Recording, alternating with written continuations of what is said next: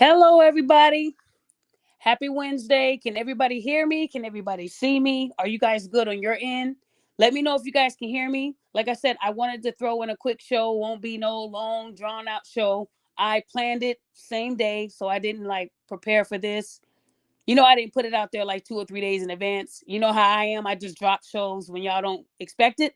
That's what makes it fun, right? So I just want to make sure everybody can hear me. I know people are just joining. I did not put this anywhere on my Twitter. I didn't put it on my Instagram or Facebook. I just wanted to do a quick show. I guess I did it because I didn't want a whole lot of people wanting to speak and drag this show out.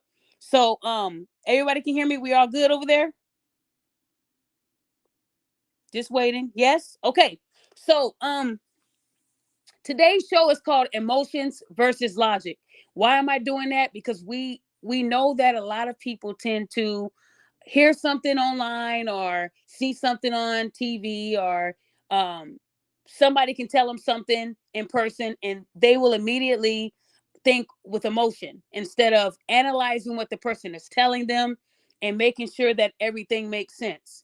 One thing I live by is I like to wait for the facts. We've seen far too many times people come out with a sob story, a sad story, and then the whole world starts to believe the story. They start to drag whoever they think is responsible without allowing the police and the courts to take its course, and due process is what they call it. We always talk about Emmett Till. We always talk about how it took a woman saying he whistled at me to he tried to bend me over on the counter, and this was a child that she was talking about, and then they go and they murder this boy in the most heinous way, right? um and she was never held accountable. So when it comes to telling a story, I always tell women it's women that do this, right? As a woman, I got to hold other women accountable, because I'm not saying that there's not women out there who have, who just walk through life and they're never going to be tested. They're never going to be, harmed, because there's no guarantees. A man, a woman, they can be walking down the alley or the street and get harmed, right? But the problem that I have is that a lot of women, they tend to run to social media instead of running to the police. And one thing that I learned from a lot of Black women, they will throw out this narrative that police don't care about Black women. That's why we don't go to the police. We go to TikTok. So, to those women who think like that, what is TikTok going to do? Oh, it's going to allow us to center the assailant, right? Who's on the run, probably looking for you to finish you off, right? Or it's going to allow his family to see the things you're saying about him, and you're not giving him a chance to have his time in court. So you're trying to be the judge and jury, right?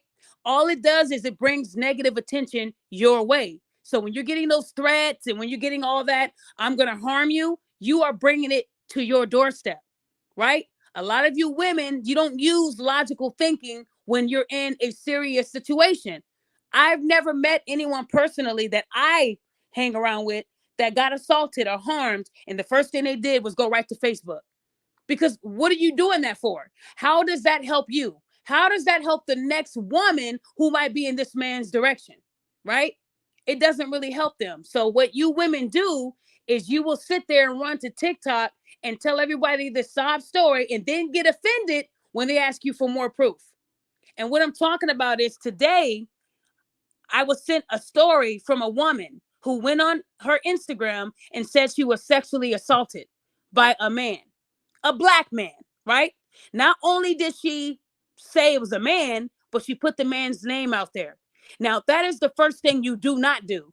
This assault that she's claiming happened was 2 months ago, you guys. We're not talking about last night. We're not talking about last week. We're talking about 2 whole months ago. Okay? And you got this man living his life, not even knowing that there's a target on his back. And then because that first time she posted it didn't get that attention, she brought it back. And now it has gone viral, right? Now they're tagging senators, they're tagging the news. This Black man is unaware that there's a target on his fucking back. Not only did she say his name, but she said where he worked, because she used to work there before she got fired, right? And typically when women lose their jobs, and let's say that they were fucking their friend that worked with them, right? They were fucking around, right? They think that the man is going to say, I'll leave with you too. Let's both leave so that we're both broke, right? And maybe that's not what he wanted to do because his role is a senior role. Hers wasn't. So she's now claiming that this man sexually assaulted her. She already had the rape kit done, and it's been 2 months and they still don't have the results. Now, we know that typically when a woman is sexually assaulted, they ain't gonna sit on that shit for no 2 months, especially when it involves a black man. They cannot wait to lock a nigga up, right? Some of them just sit out there and hold the cuffs, waiting for to see a black man walking down the street just so they can arrest him. That's how happy they are to lock a nigga up. So you're saying that for 2 months, they did this rape kit, and yet this man is still working every day and living his life, and he hasn't been arrested. So all these hyenas, and I call them hyenas, they read her story and they say, oh my gosh, how could this black man do that? I need y'all to find where he works, find where he lives. Figure out his location when he goes from work where he's going. They're trying to put a hit out on this black man, right? Because they're reading her story and they're thinking on emotion. Nobody thought, you know what? Let me call Philly PD first before I act a fool. Let me call Philly PD before I make a threat online and it come back to me. So the guy's name she put out there, he doesn't have an Instagram, but I found his pictures. I found his page. I actually reached out to his mentor because he does have a mentor that's been mentoring him for many, many, many, many years. The guy is clean. He works very hard and doesn't even know right now that there's a big bullseye on his back. He don't know nothing. He don't know what's going on. So y'all know how I do. I got to make sure that everything lines up. So the first thing I saw on this woman's page, she sells herbs and spices and clothes and she also sells books. So I told you guys that typically when a woman or a man come out with a sob story and you don't think it's real, typically they're selling something or they're promoting something. If anybody remembers what I did last year, I had a whole bunch of people that followed me on this case. There was a black woman in Florida who said a man sexually assaulted her. She told him, this is RAPE. You know this is RAPE, right? And he says yes. And he continued to have sex with her while she lay there. She said she felt so disgusted. His sweat was dripping all down her body. He smelled really bad. She was very descriptive. It made you actually picture that happening. Like, wow, this happened to this woman. Then after he sexually assaulted her, he got up, took her phone out of his pocket, handed it to her, and told her to lock the door as he left. So then I got the scratch in my head like, oh, hold on. So this man does all this to you, gives you your phone, a phone that you can call 911 on, and then tells you to lock the door as I leave. She locks the door, click. And instead of her calling 9 motherfucking uno, she goes on Facebook and tells everybody, I just got RAPED, right? Everybody was in an uproar. It went all the way up to like 30,000 shares. Everybody started going crazy.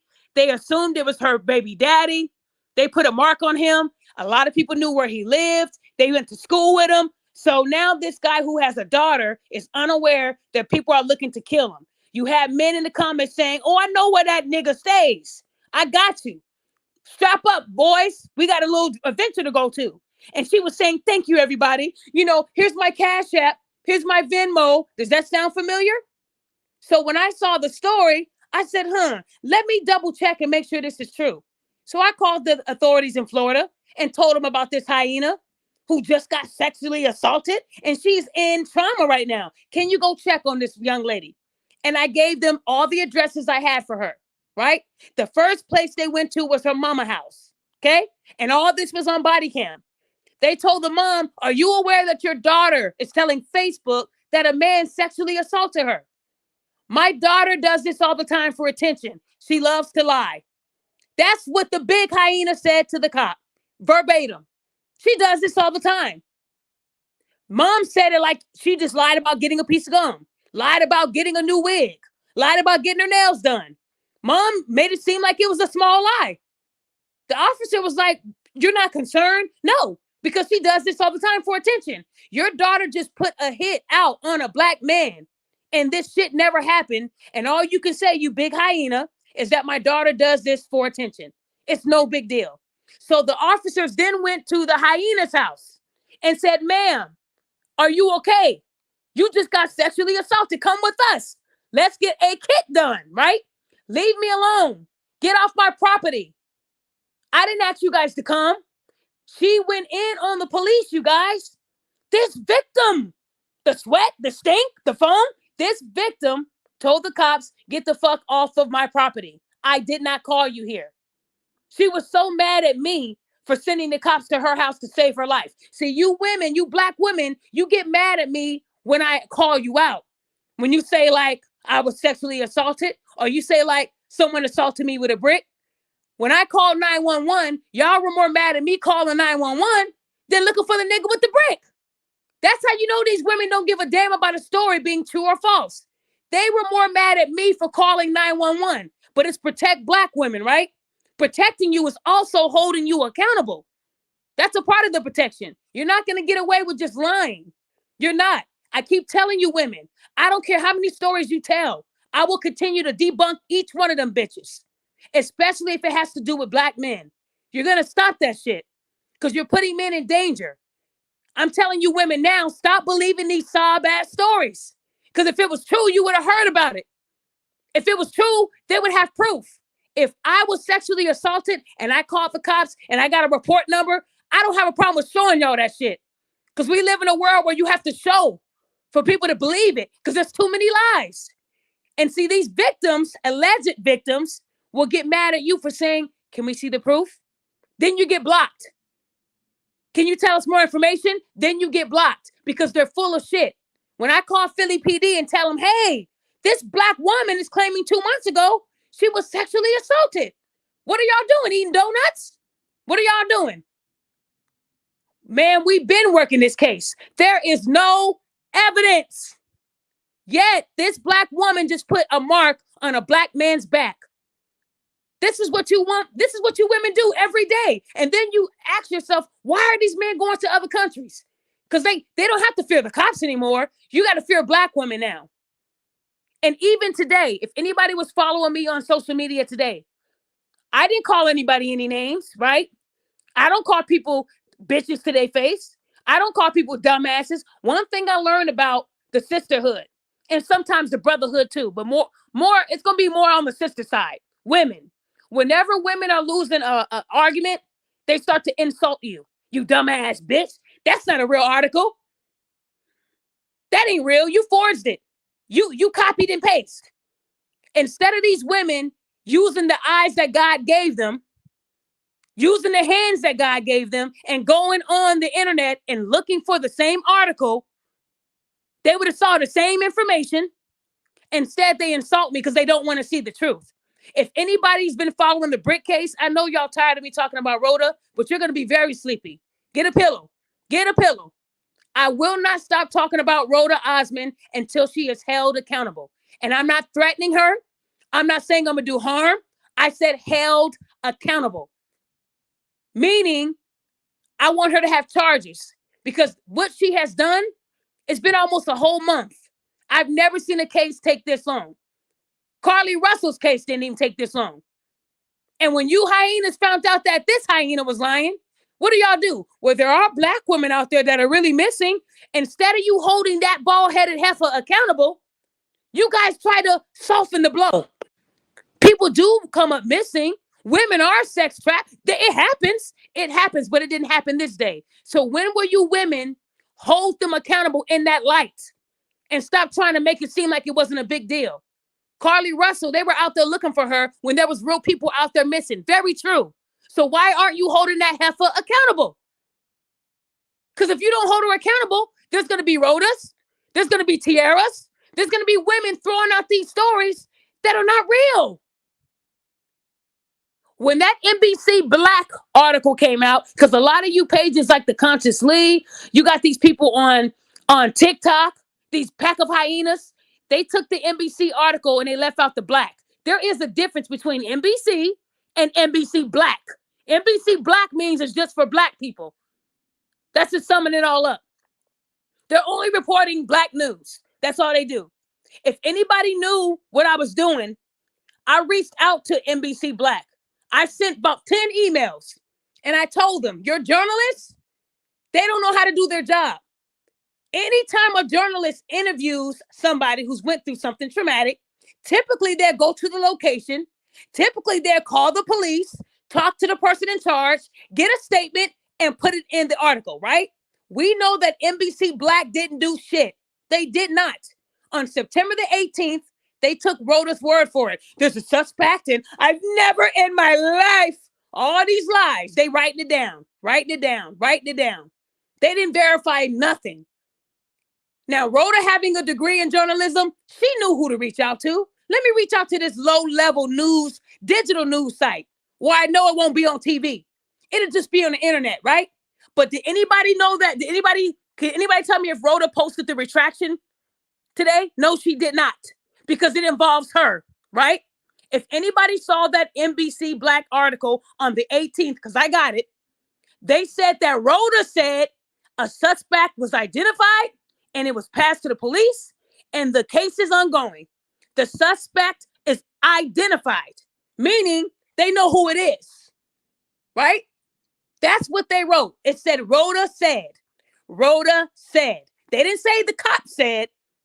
Rhoda. Everybody took that piece of the article and said, Daphne, look at this, bitch. Hey, everybody start dancing. Daphne don't know what the fuck she's talking about. Hey, they got a suspect. So when I reply to these women, it says Rhoda said. Rhoda, just like she told TikTok, just like she told Facebook, just like she told Instagram and the Shade Room and 6 different podcasts, it ain't nothing new. That don't mean shit. I spoke to the detective. I knew more than the journalists knew. So not only did I reach out to their employers, I told them there needs to be a retraction because they're not posting the accurate shit.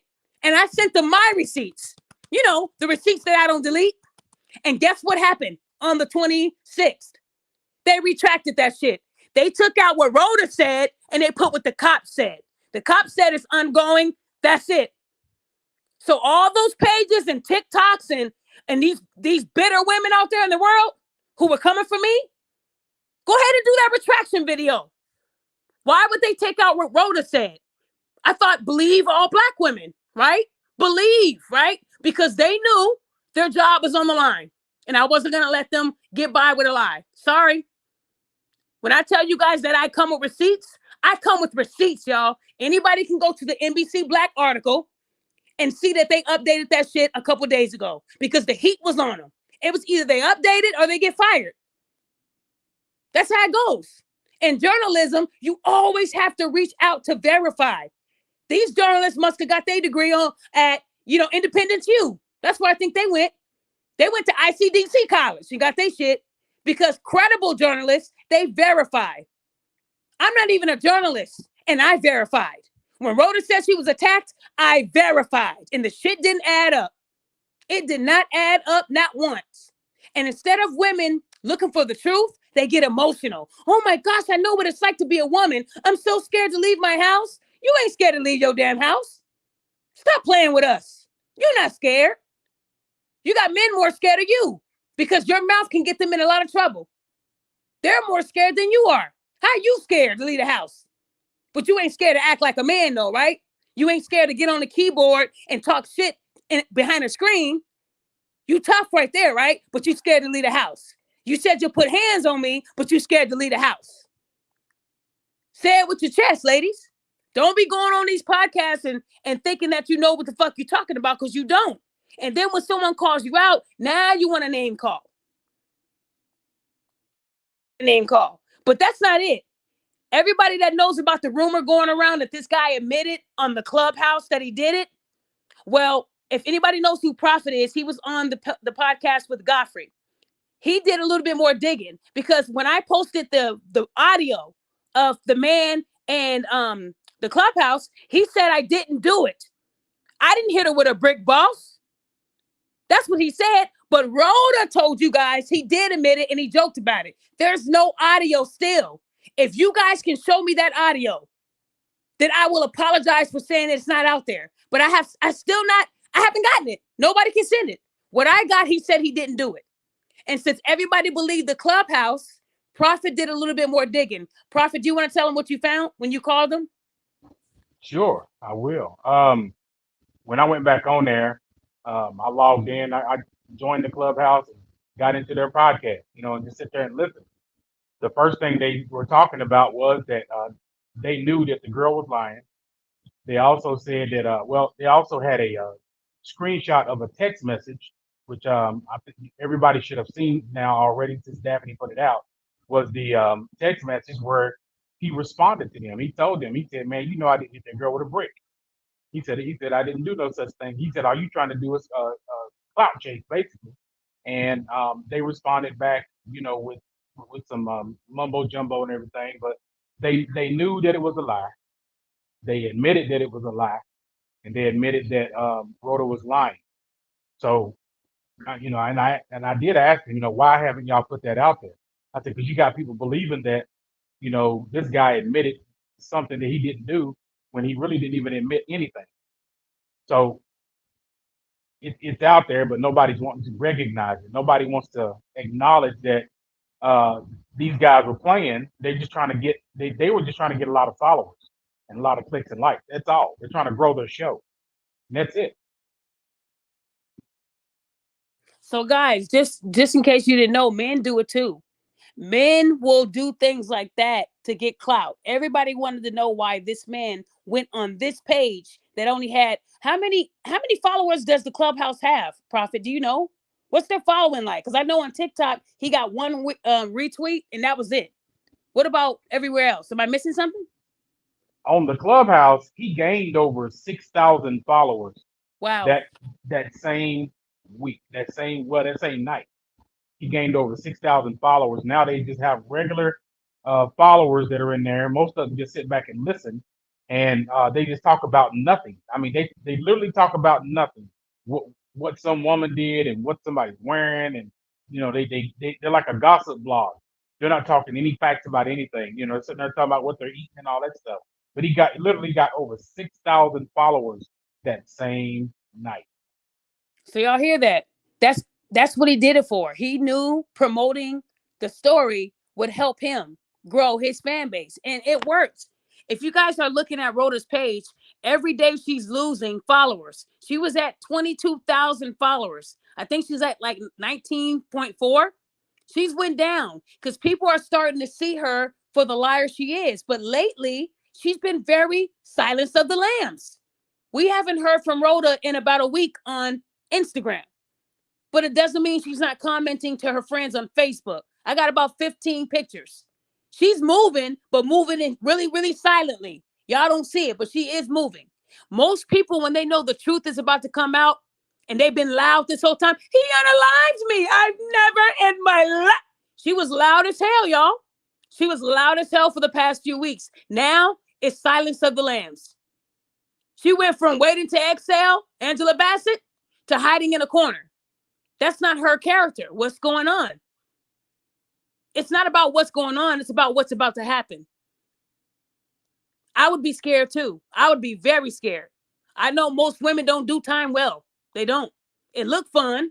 Oh, I get to have me a prison buddy. It looks fun, but it's not fun. And when you've had every opportunity to stop this from going this far and you chose to keep riding the wave, you deserve what's at the end of it. Go in there full force. You deserve it. I don't care that she has a child because she didn't care. Why should we care if she don't care? That's how it is. When you are out here lying and you want to keep lying, people like me are going to find the truth. People like Prophet are going to find the truth. We live in a society where people don't care about the truth. It is so easy for a woman to go viral. All she needs to do is write on their little notepad, today a man tried to unalive me, and post it. All these women, what's your cash app, baby? Oh my God. They don't even care if it's the truth. And that's why we're so blind. But what bothers me is how women, and I'm not saying myself because I'm very smart, but you got women that would say we're the most educated. We're smarter than men. Men are dumb as a box of rocks. How can you say that when y'all can't even tell a scam from real life? How can y'all be the most educated, but most of the people that donated to her GoFundMe are women? But y'all the most educated because whenever someone tells you a story, That brain goes out the window. You're only thinking with your emotions. Oh my gosh, you're a mother. Sweet. Oh my goodness. Y'all don't even know that she's mocking your race. You don't even see that she's mocking religions. You only see a woman with a child. And that's the problem. That's why they say a woman can't run the world. I agree, and I'm a woman. Because as soon as some shit happens, let's go attack. Instead of y'all planning a tactical plan, instead of y'all sneaking up on them so they don't see it happening, y'all want to do it right there in the moment because you're emotional. That's why y'all can't, that's why we can't run the world. Because a lot of y'all don't think right. A man cheats on you, you go bust out his windows. Now you're doing time in county. You didn't think. That's the problem with a lot of women. You're emotional. Then you get mad at men for calling it what it is. Men get emotional too. When men get emotional and they start calling me names, like the conscious Lee will get on there and be like, y'all don't even know what the fuck y'all talking about. Y'all some dummies. But when you tell the conscious Lee, hello, sir, they retracted what Rhoda said about the suspect. Are you going to do a retraction? You see him at the Beyonce concert. Yes, yes. That's the conscious Lee. That's who y'all follow. And one thing about me, if somebody said, hey, Daphne, you posted this article, but it was inaccurate. Here's the actual facts right here. Oh, I appreciate that. Let me go ahead and do this retraction. That's somebody who's conscious. That's somebody who knows that, you know what, when I mess up, I'm going to fix it and hold myself accountable. But the ones that don't care are going to act like they don't see it. They're going to act like I'm a low-level page. You might have more followers, but I have a big reach myself too. And I didn't have to lie my way to get there. I don't have to pander to get there. Oh, women, you guys are women are so misunderstood. You women are always targeted. Oh my, it must be so hard being a woman. Oh, I love him, girl. Follow him. Follow him, girl. Yes. But then when you say women, you got to take accountability for some of the things that are going wrong in your life. Oh, unfollow. Oh, I hate him. That's the fear that people like the consciously has. I'm breaking it down for y'all tonight. A lot of these pages that have mostly women followers, they will never hold women accountable because they're scared. They don't want to lose their biggest fan base by telling the truth. So instead, they're coddle them. Ladies, keep eating those Twinkies. I love big women. But then when you say, hey, show your girlfriend. No, that's okay because she's not big. And when you say a joke that offends a woman that's bigger, she's taking it as you're body shaming. If you feel that way about your body, get in the gym.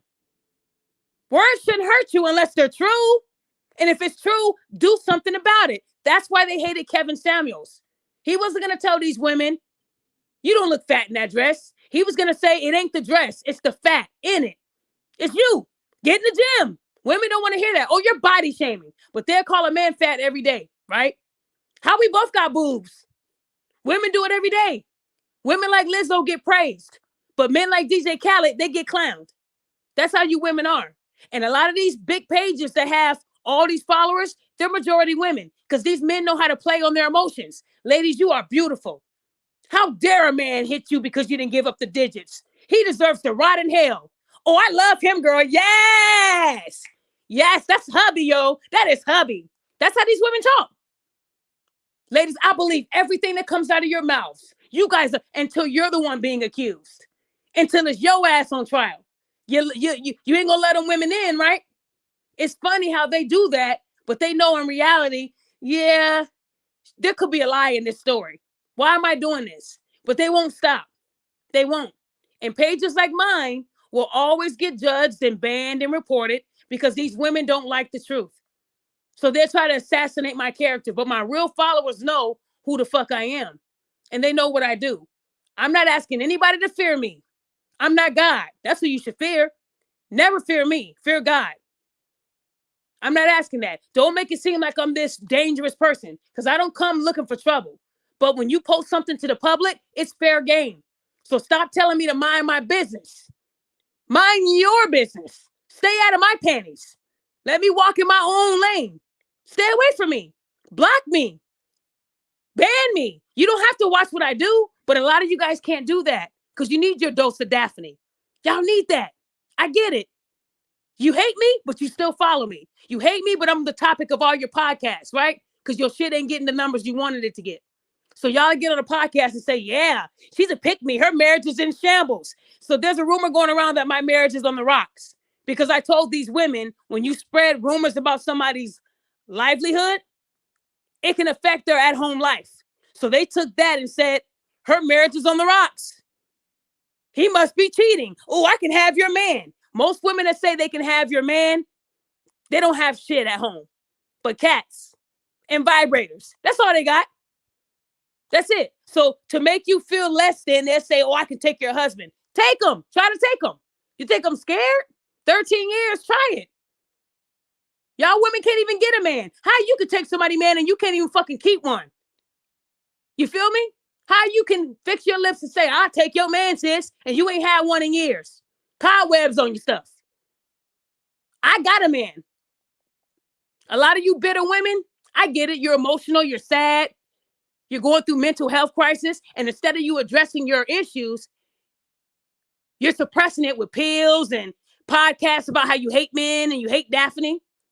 When are you going to grow? When are you going to become a woman? Some of you women are in your 50s, still talking bad about me. That wall. I know you hit the wall. I know no man wants you, but there's still hope for you. You can be fixed. I know a lot of you women are broken because somebody hurt your little feelings. So you think all men are like that person that hurt you.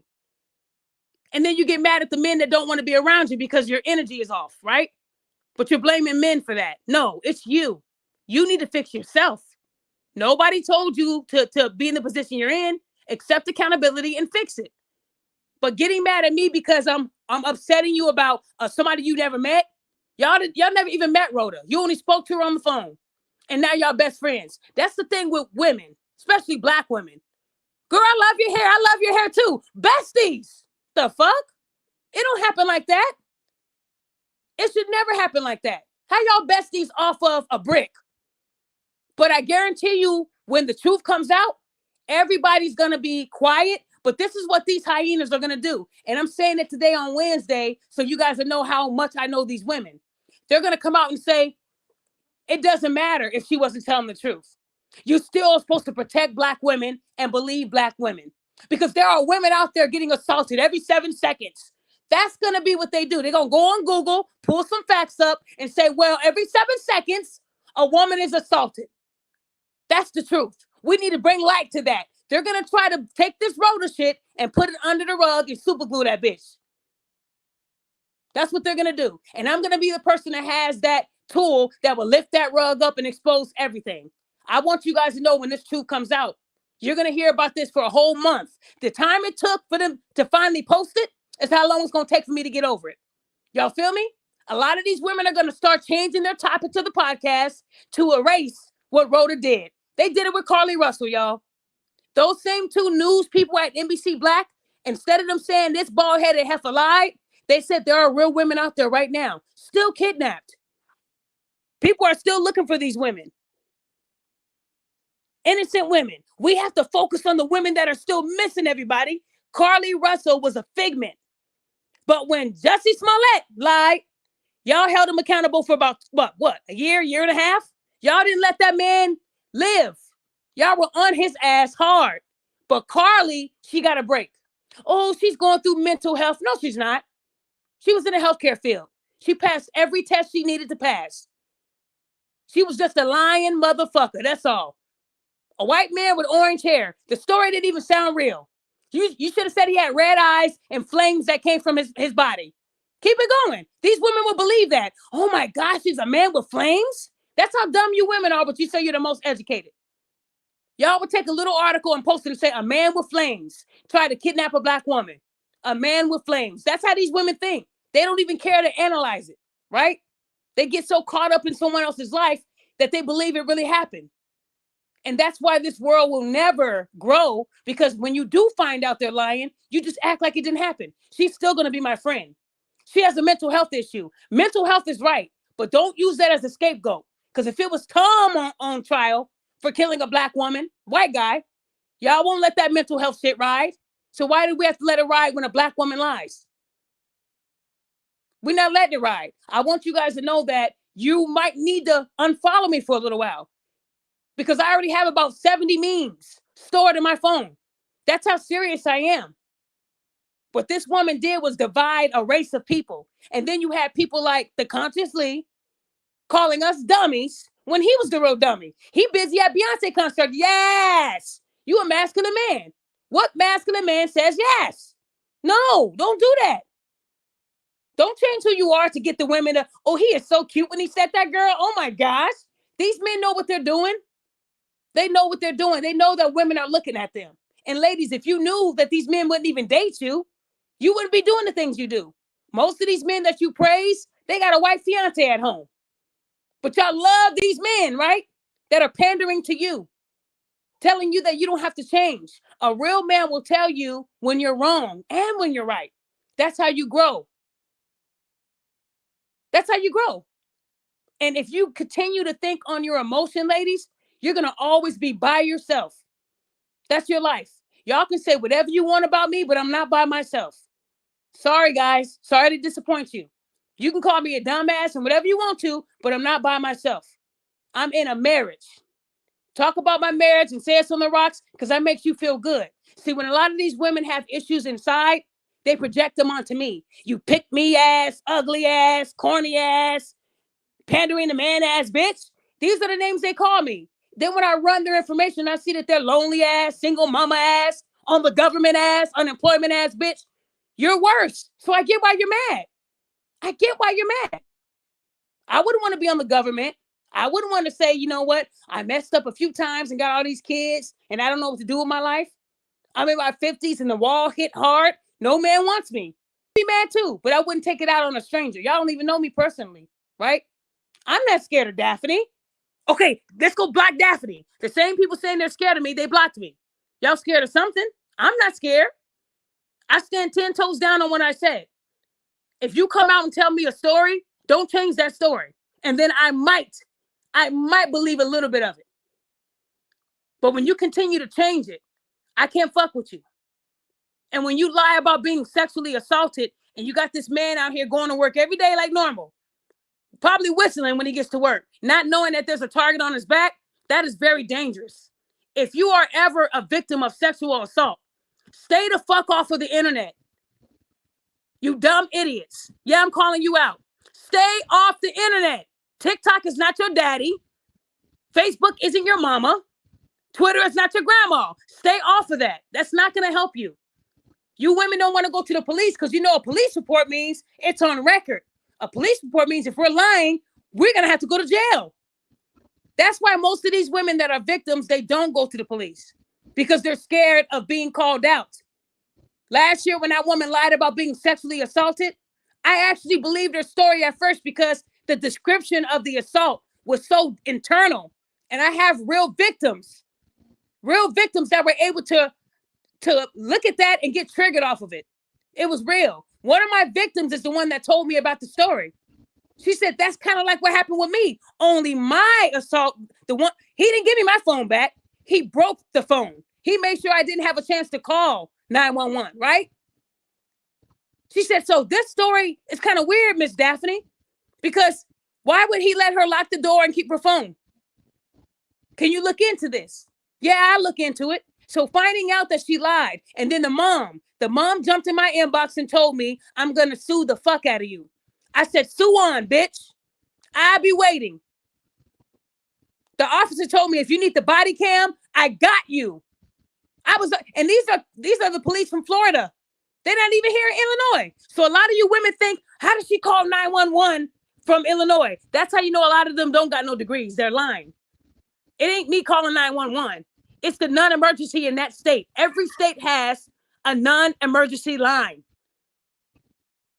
So when I call that line and I tell them I'm concerned, I have the address, I come with all the facts, just like I did with Rhoda. When Rhoda said nobody did nothing, I called. I had Rhoda's information and they hadn't got any calls yet.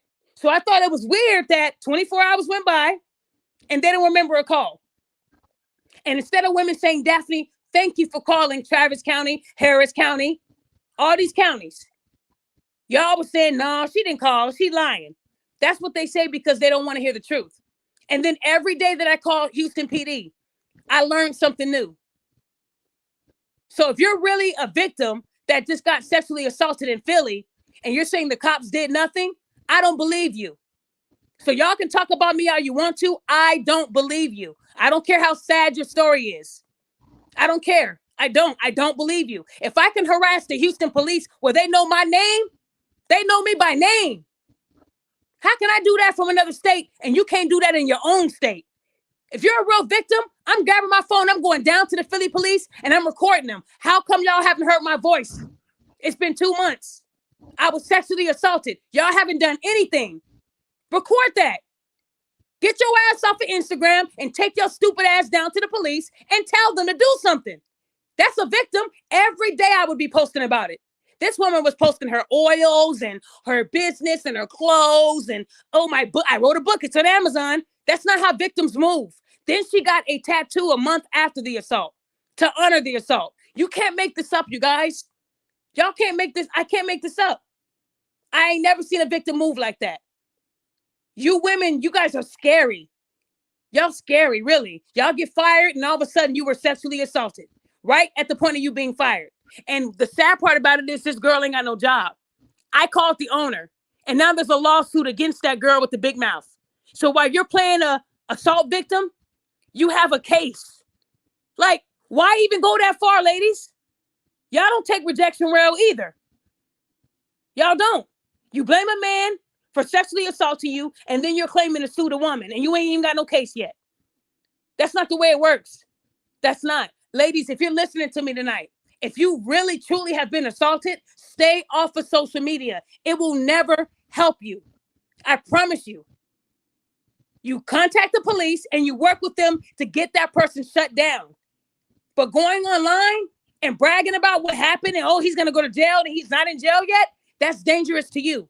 Because you don't know where his family's at. You don't know who he's connected to.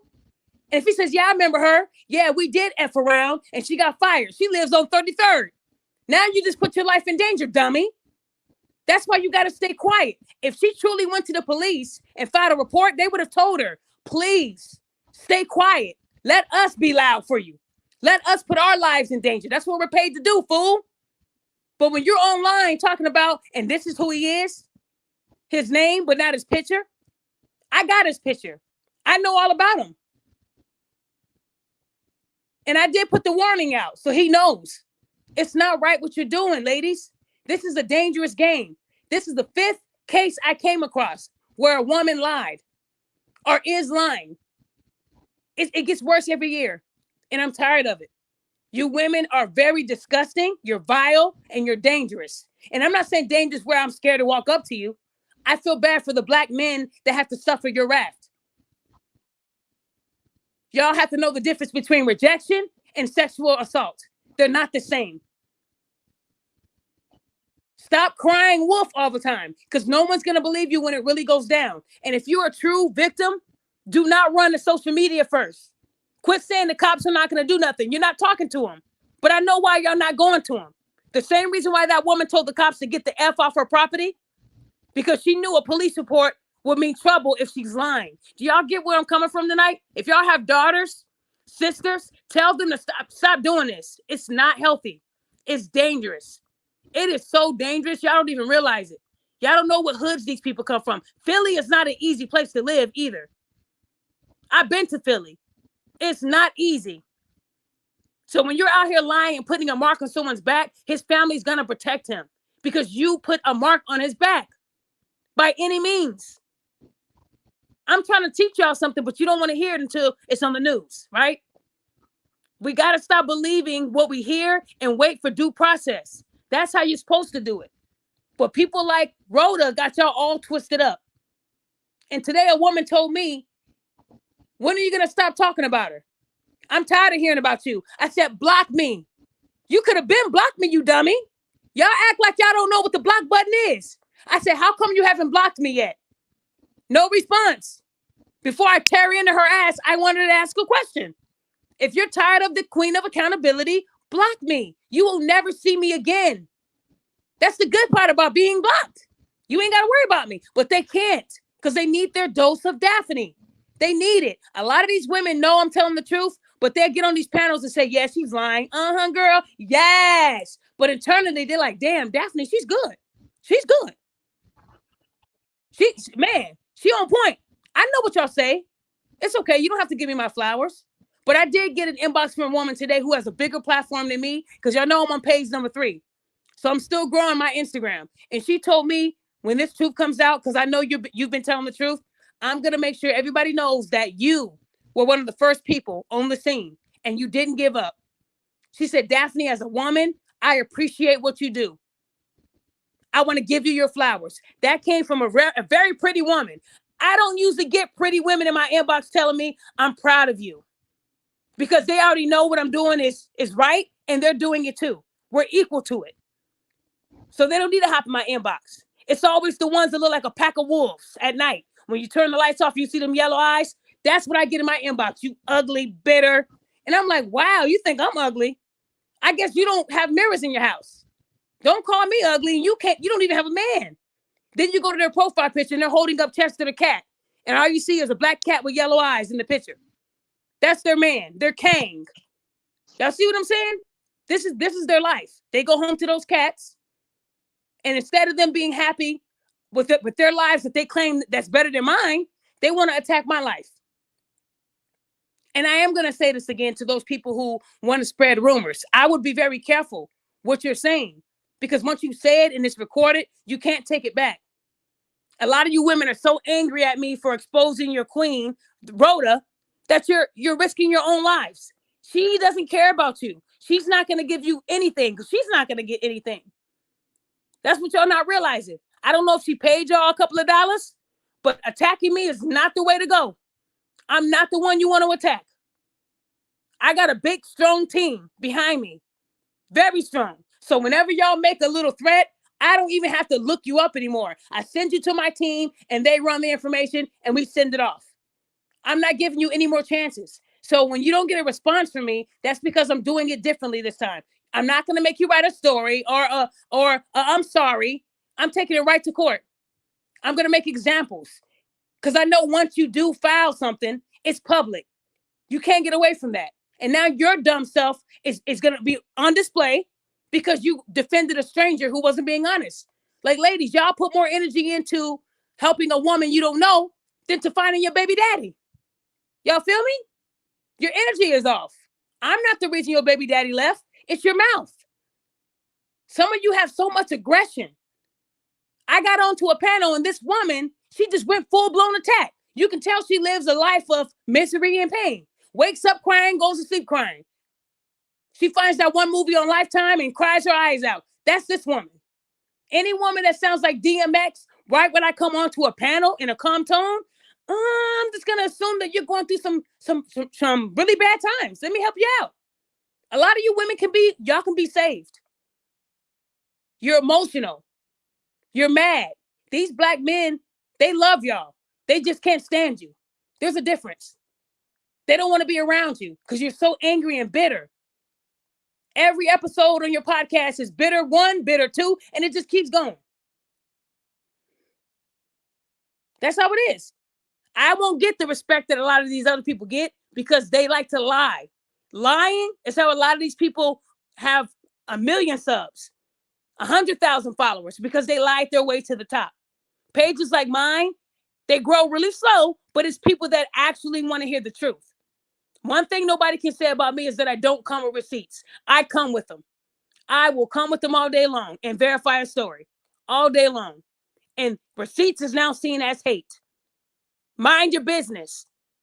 Why do you care about, what do you mean, why do I care? Because she lied on black men.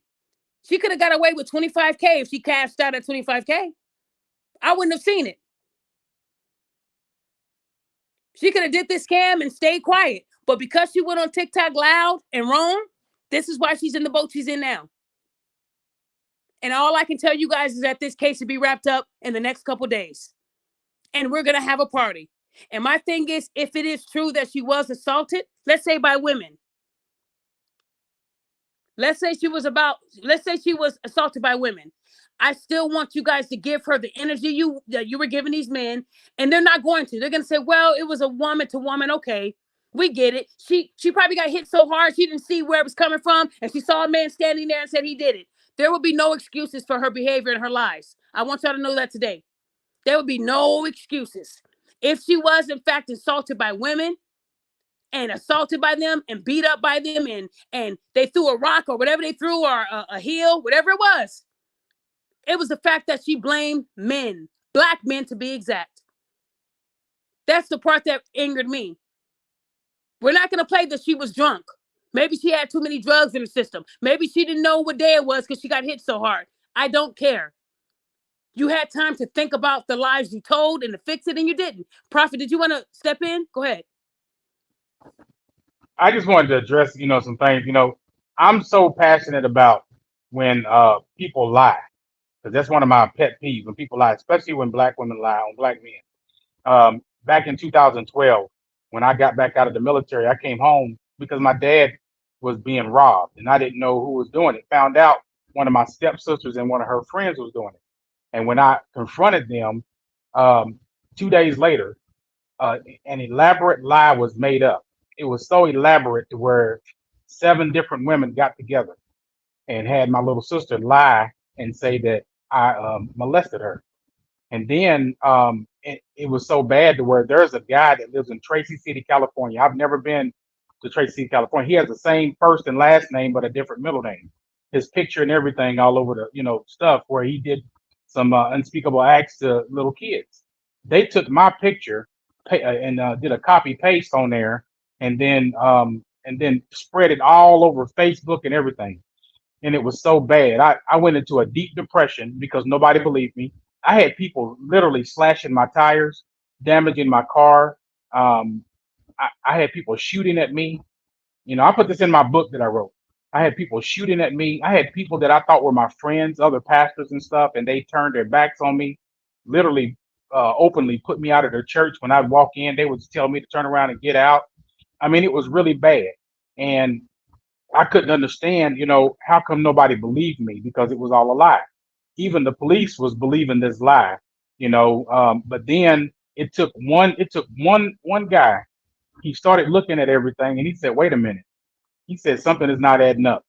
And then this lady that works for the Child Protective Services, she started looking at things. She said things are not adding up. So they started questioning my little sister. Now my little sister, she was made to say this, and she was at an age to where she couldn't speak for herself. I think she was like 12 years old. And in Tennessee, they have to be 14 before they can speak for themselves.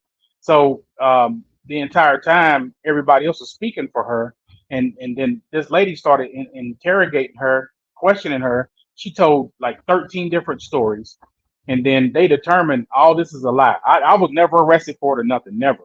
But it was just a fact of these lies got out there. And then the moment that she turned 16 years old, she went to her school counselor, and then she went to the guardian ad litem, and she told them the truth. The guardian ad litem didn't want her to speak and tell the truth publicly. She ended up getting fired because my little sister went and told a counselor at school, and told her teacher that she's feeling bad, and she can't sleep, and she has a guilty conscience, and she has to tell the truth. And she made a public video and put it on Facebook and admitted that she was made to tell a lie on her brother, because her stepsister and her friends wanted money. They wanted money and drugs, and that right there, it crushed me. And from that point forward, it made me go out here and start, because I started doing a lot of digging myself. So it made me go out here and start digging, for things. When I hear this stuff, I know that I got to look into it before I open my mouth and say this guy did this and got this guy did that. Reason being is because a friend of mine that lived in Georgia, he was one of the youngest superintendents. You may remember that story. He was a young superintendent, and no, he was a principal. I'm sorry. He was a young principal. Him and his wife had just moved to Georgia, and 2 girls got in trouble. He put them in school suspension and said he wasn't going to tell their parents with the in school suspension because he didn't want them to get in trouble at home because they skipped school. One of them came up with a lie and said that this man sexually abused them. This man lost his job. His wife she was working for the corporate office for Walmart, ended up getting fired. They got ousted from their neighborhood in the HOA. HOA got together and I guess bought their house, something like that. Something happened, but they ended up losing all their friends. And this man was plastered all over the news and everything. And it took for him to be able to go on Dr. Phil and tell his story. And one of the young ladies that helped tell this lie, she admitted in open court. She said, "I can't do this anymore." She said, "We lied on this man, and this is what happened." But all the damage had been done because public opinion is one of the worst things that you can ever go through. You can be cleared by the courts, you can be cleared by the president himself, but public opinion, especially in the black community, you will never be innocent in their eyes at all. That's why I'm so passionate about this type of stuff, and I'm glad that people like you, Daphne, are on the case of peeping out lies because it's happening. The stuff that we hear about publicly, like the Rhoda situation, all that stuff. Okay, there's 5 or 6, but the stuff you don't hear about is what's out here in these communities where people are being accused. Like the young man that got accused, I forgot where. I think it was in Chicago or New Jersey. He got accused, falsely accused, and when he got falsely accused, the community got together and beat that man to death. And then the police told the community he's not guilty. He didn't do anything. It was somebody else. And all because of a lie. So that stuff happens, and that's why I'm so passionate against it. When somebody lies, oh yeah, I'm going for the jugular because I'm gonna make sure you pay for this. That's all I had to say. Thank you, Prophet. I definitely appreciate your take because I tell people the stories I hear all the time. Like when I'm sent stories from people who want to remain anonymous and they tell me about situations like if anybody remember the young man who caught his one of his close friends, his daughter was in a 21 and up club. And I believe he said she was like 16, 17, but she had a good wig on. She had the nice, sexy clothes on, and she looked older than what she was. And she had a fake ID. And when he saw her there, he felt obligated to tell her, "What are you doing here? You're not of age. Like, you're not 21. Get out of here." Well, if you tell my dad, I tell him you tried to fuck me. These girls learn this that young. And you ask yourself, where do they get this from? And he was so terrified. People said, "Well, why didn't you take a picture of her?" You're telling this grown man to take a picture of a minor? Do y'all realize what you're asking him to do? And the minute she tells her dad he tried to have sex with me, do you think the dad's going to say, "You know what? I'm going to think on logic. Let me talk to him. Let's get you looked at"?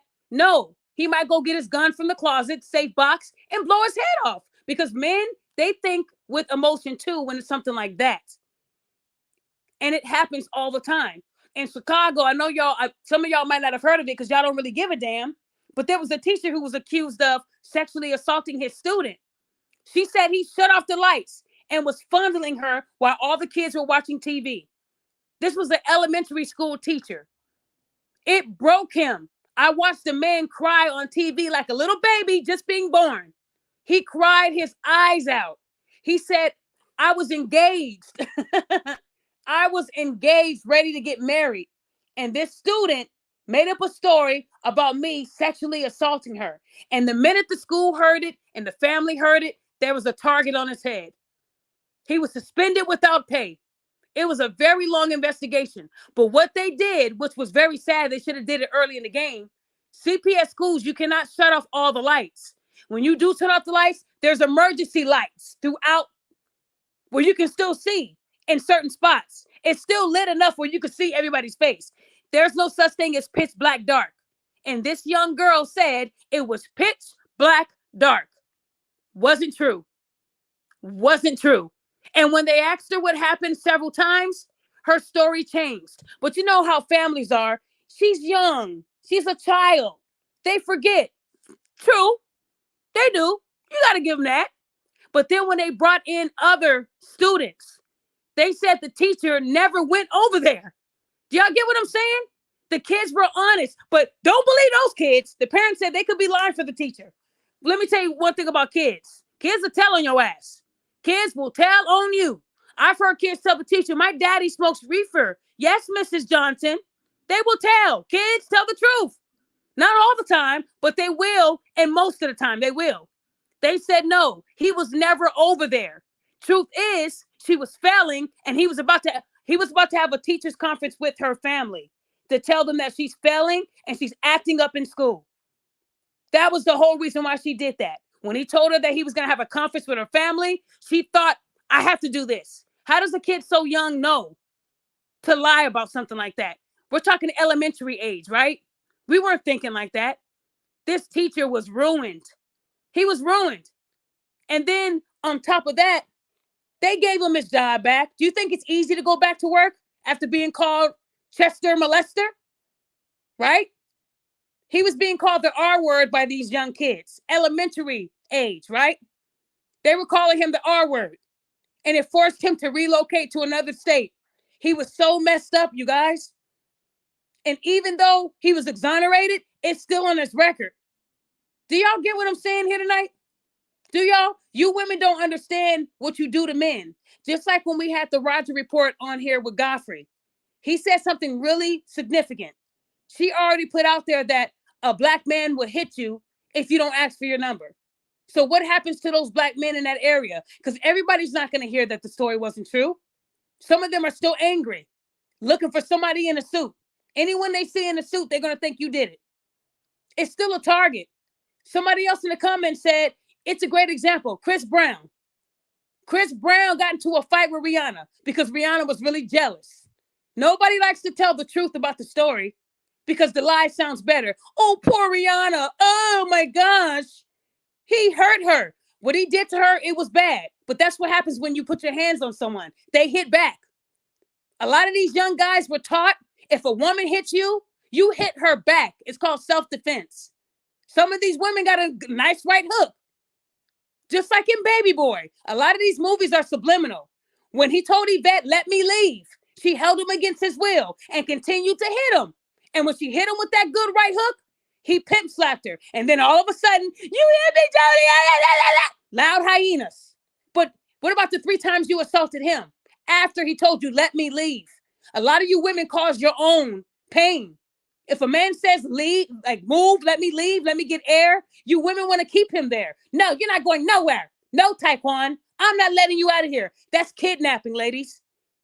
That's called kidnapping. You're holding him against his will. And do you think a cop is going to believe that? Well, sir, this 5'1" woman was holding me against my will. And I didn't want to touch her and move her because then she'll say I assaulted her.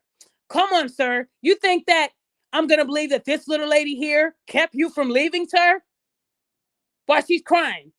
This is what you guys do. They do it because they want control. They know if he goes to jail, he can't cheat on me unless he likes men. But they know if he's in jail, he can't look at other women. I have control. And it's up to me if I want to keep him there. If I want to go to the court date and say that he did touch me, he hit me, right? That's the control, guys. That's what they do. They love control. Women been doing that for years. A woman like that, you better stay away. Because it's only going to get worse. They know how to lie. They do. And women will never admit how much power they have. They won't. They won't admit that they like to tell men, yeah, you leave them and call the cops. And you know, men hear cops and they freak out. Because if you call the cops as a woman screaming, they're going to be there with the guns out. There is no, I believe you, sir. That man had to relocate to a whole nother state to be a teacher again. He can never come back to Chicago by choice because of what he was called. The death threats he got. People putting stuff in his mailbox. You know the mailboxes where you grab the latch and it comes down? Putting stuff in there that he'll go in there and reach in there and touch some stuff. He don't know what the hell it is. They ruined that man's life. That child, no charges. You know that's going to happen. But the damage that child did to this man's life will never be repaired. Chris Brown has never been repaired. She took his phone while he's driving a fast car. And when he was trying to get his phone back and had a grip on it, she grabs his nuts. You know that's a man's low point. And instead of him immediately letting go of the phone, he hit her. That's what happens when you assault a man. They fight back, and they're not wrong. You just lost the fight. She was insecure and jealous because Chris Brown was in his prime, getting all the hoes he can get. Rihanna was just somebody that, you know, pretty on my arm. Chris was young. He paid his dues. He suffered. And to this day, he still suffers. If they say Chris Brown was performing for the Super Bowl, there would be a long line of people saying, no, he's an abuser. Every time a woman comes out and says, he touched me, he tried to sexually assault me, he has the receipts. You women go with the woman until Chris Brown drops the receipts. And then it's like, well, he hit Rihanna. That's what you guys been saying for years. Y'all women won't let that go. Y'all won't let Chris Brown's 14-year mistake go. But Cardi B, that's y'all God. Yes. Her Megan Thee Stallion, bungos. Yes. If you put Cardi B's record next to Chris Brown, Cardi B's gonna win. She's been assaulting women for the past decade, and yet you hyenas are not loud for Cardi B. Unless it's Yaz, bitch, right? Y'all want to get down to that? She just paid a hitman to assault 2 strippers because she couldn't keep her man in check. And y'all saying, yes, if Chris Brown hired a hitman to hire to hurt 2 women, y'all would want him, sentenced to life, killed, shot. So why are y'all praising Cardi B so hard? She was drugging men, robbing men. And while these men were drugged up, she was allowing men in dresses to come in there and sexually assault them. But you guys are still saying, yes, bungos, yes. That's how you guys are. Hypocritical hyenas. Y'all real loud for Chris Brown, but you're real quiet for Cardi B. She performed for the Grammys, Reebok deals, Disney deals, Nickelodeon deals.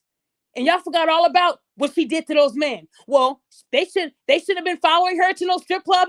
What? That's like telling a victim you shouldn't have wore that skirt. So we're victim blaming now? A man can't go to a VIP room to get a private dance without being drugged? Okay, so then Bill Cosby's victim shouldn't have been going to his apartment. They knew he was married. They knew he had pudding pops. Should I say that? How does that sound? That's how y'all sound. So if you're going to hold one accountable, hold all accountable. You women are not really outraged. You just pick and choose what you want to be mad about. Selena Gomez stuck her nose out when they said Chris Brown. But she was singing, I need you, boo. I got to see you, boo. And the heart song, y'all forgot all about when she was Team Chris. Now all of a sudden, you sticking your nose out. Now you know why Justin Bieber left. Hypocritical hyena. When Ciara was dancing with Chris Brown, y'all tried to cancel Ciara, right? Right? How come you guys haven't canceled A$AP Rocky? A$AP Rocky assaulted a female in 2013. In 2013, A$AP Rocky slapped the hell out of a female fan. And that is Rihanna's baby daddy. I think she likes the tough guys. A$AP Rocky almost killed somebody too. But I don't see you guys boycotting A$AP Rocky. Right? Y'all love A$AP Rocky. Oh, look at the couple. They're so beautiful. Look at their babies. Oh, but Chris Brown, y'all can't let that go. So I guess it doesn't matter because A$AP slapped a woman that y'all didn't know. And Chris Brown hit someone that y'all know. Is that what it is? Chris Brown, self-defense. A$AP Rocky, assault on a fan. Y'all get what I'm saying? Y'all still love Rihanna, but she still love them bad boys though, right? He assaulted that woman in 2013 and Rihanna got 2 babies by him. But y'all can't forgive Chris Brown. I don't understand. You women are emotional and you don't know how to think right. There's no way that we're the most educated. I don't believe that anymore. Show me the stats. I don't believe it because you don't move like you're the most educated. Y'all move like y'all got y'all GED from ICDC. Everything came from there. Everything.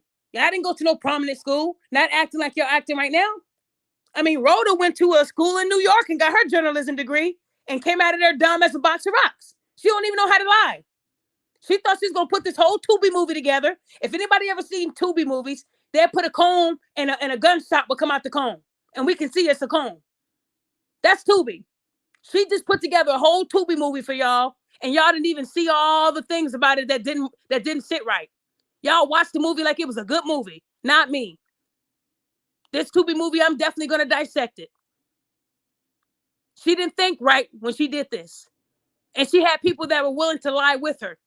Now she has a whole bunch of fans. All because she lied. And if you women don't love black men anymore, that's fine. Because there's a lot of black women that still love their black men. Just stop lying on them. If you're going to lie, pin it on somebody else. Don't pin it on our black men. They don't deserve that type of heat. They already have it hard in life. Every time that they wake up and they leave at the door, they're judged. And yet, they got to now watch out for their own women in the workplace, at the store, at a club. Fellas, all I can tell you is anything you do, record it. Make sure you have proof. I can't promise you that the next woman isn't going to lie because they're going to keep lying. That's what they do. Women lie because it sounds entertaining. A woman can right now go on TikTok and say that a man tried to pull her into a car and she needs a cash out because she's traumatized. And you guys will raise $20, $30, $40,000 for this woman. But if a man said it, you're going to want documentation. I remember a man said that he was assaulted by a woman. She grabbed his stuff in the club. And I guarantee you, if he would have started the GoFundMe, you guys would have said, you're not even cute. Not even on a good day. They find a way to discredit a man if he was sexually assaulted. When Terry Crews said a man grabbed his junk, y'all were like, come on, Terry. You too big to be saying this. And tell me I'm wrong. Terry Crews said he was sexually assaulted by a man. And they laughed at Terry Crews. You are too big, man. All that muscle. Come on, dog. For real? He is soft. I see why his woman is not black. Those are the responses I saw. Because you guys only see him in movies as Day and, and white chicks acting a fool. You think a man with muscles is supposed to be able to kill someone that assaults him. So you blame the victim. But when the women were saying Cuba Gooding Jr. was going around and grabbing their bodies and stuff, y'all believe that. Forceful touching. That's what he got. Y'all believe that all day. But you won't believe Terry Crews because of what he looks like. Y'all victim blamed him all day long.